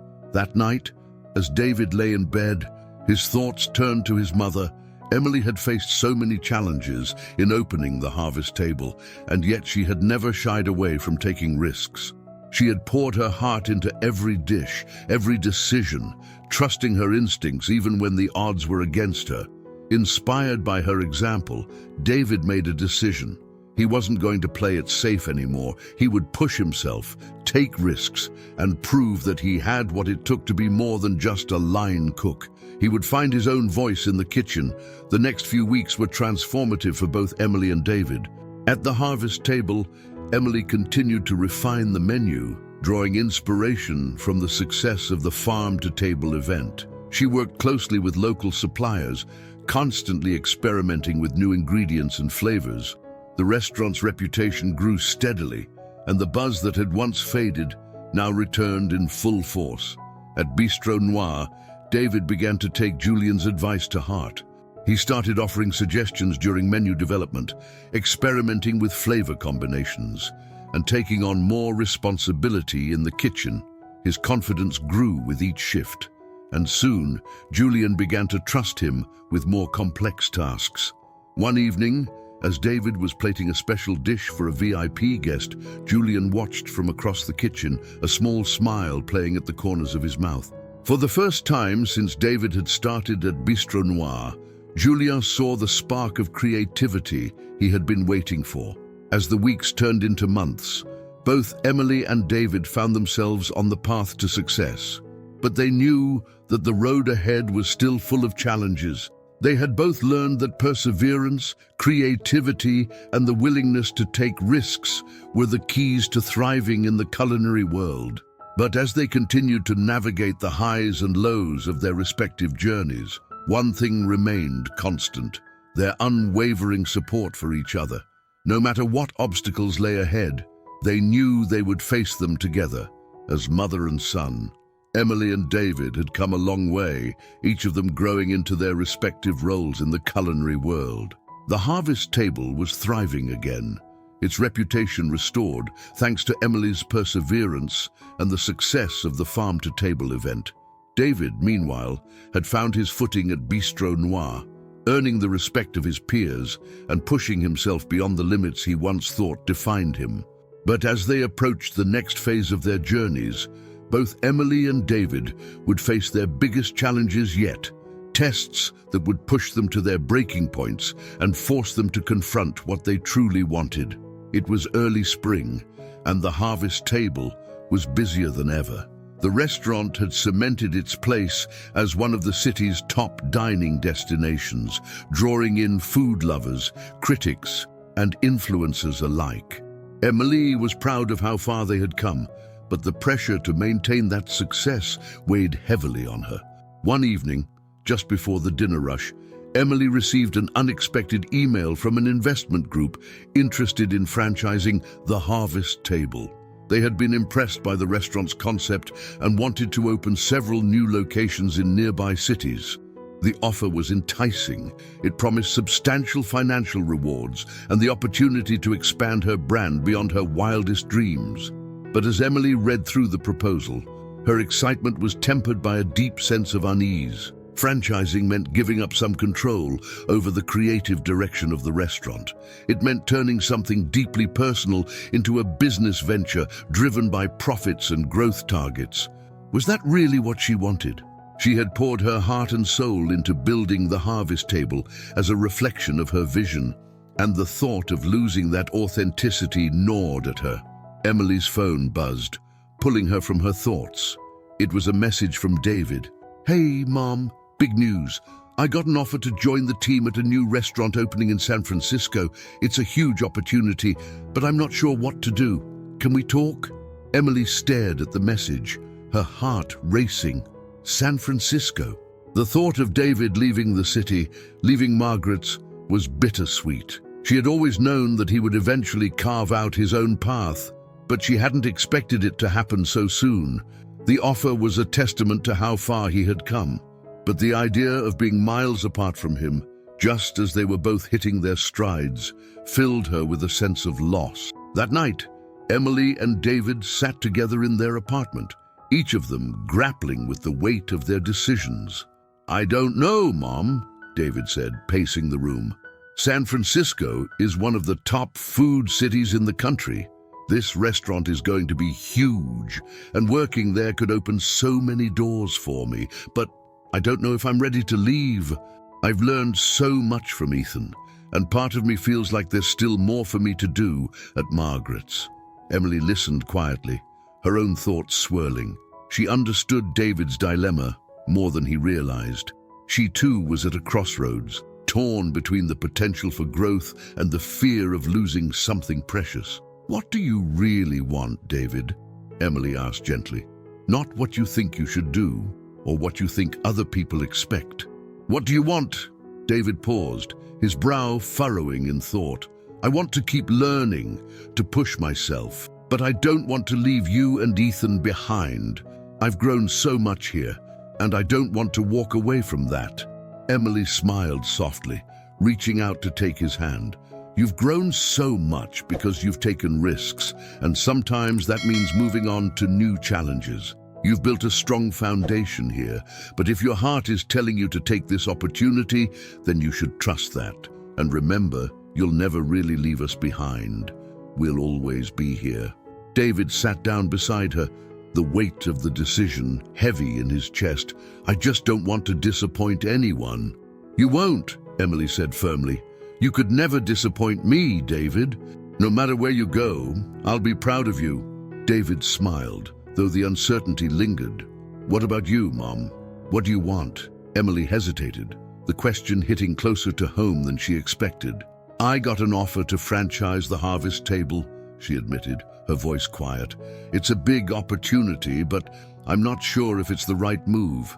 I love what we've built here, and I'm afraid that expanding might take away from the heart of it." David's eyes widened. "Franchising? That's huge, Mom, but I get it. It's tough to know if that's the right step. What does your gut tell you?" Emily leaned back, staring at the ceiling. "My gut tells me that franchising would change everything, and I'm not sure I'm ready for that. This restaurant is personal, and I'm not sure if I want to let go of that control." David nodded, understanding the dilemma. Maybe the question isn't about growing bigger. Maybe it's about growing better. You've made something amazing here, and there's still so much you can do without going corporate. Emily smiled, feeling a sense of clarity begin to form. David was right. She didn't need to chase growth for growth's sake. She had built something special, and that was enough. She didn't need to franchise to prove her success. She just needed to continue refining what she had already created. "You're right," she said softly. "I don't need to rush into anything. The restaurant is where it needs to be right now." David grinned. "You're the best chef in the city, Mom. You don't need anyone to tell you that."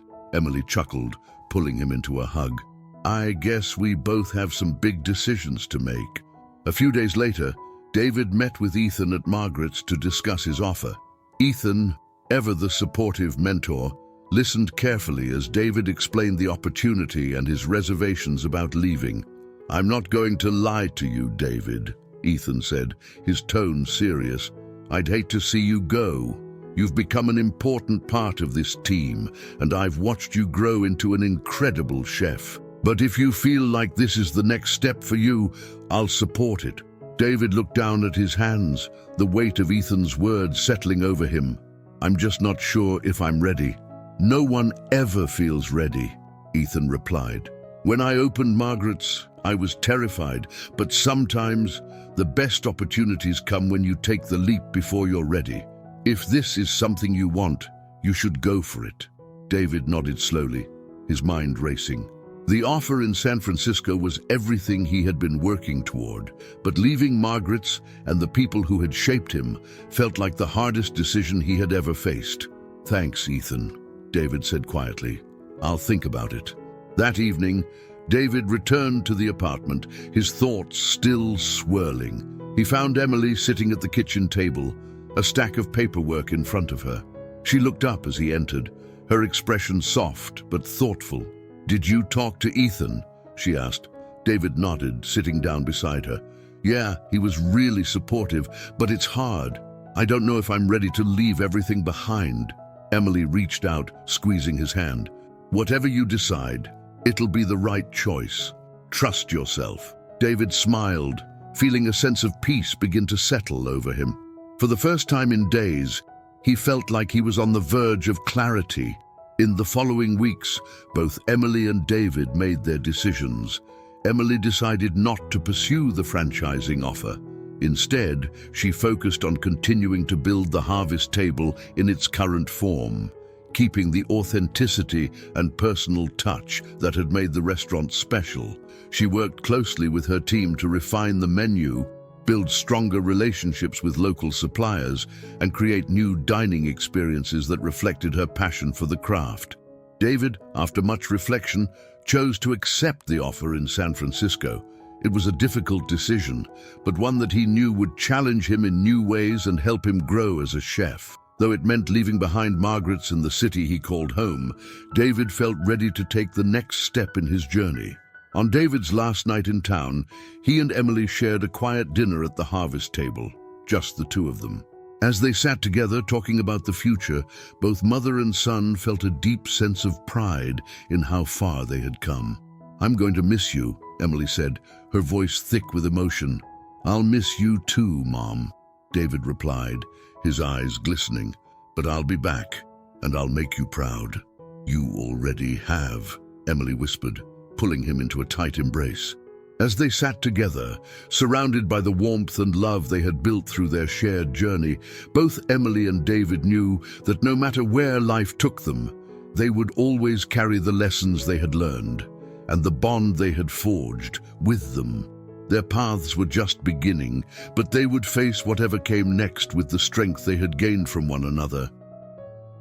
I hope you enjoyed today's story. Subscribe to the channel so you don't miss more stories like this. Leave a like and comment below what you thought of the story. See you in the next video.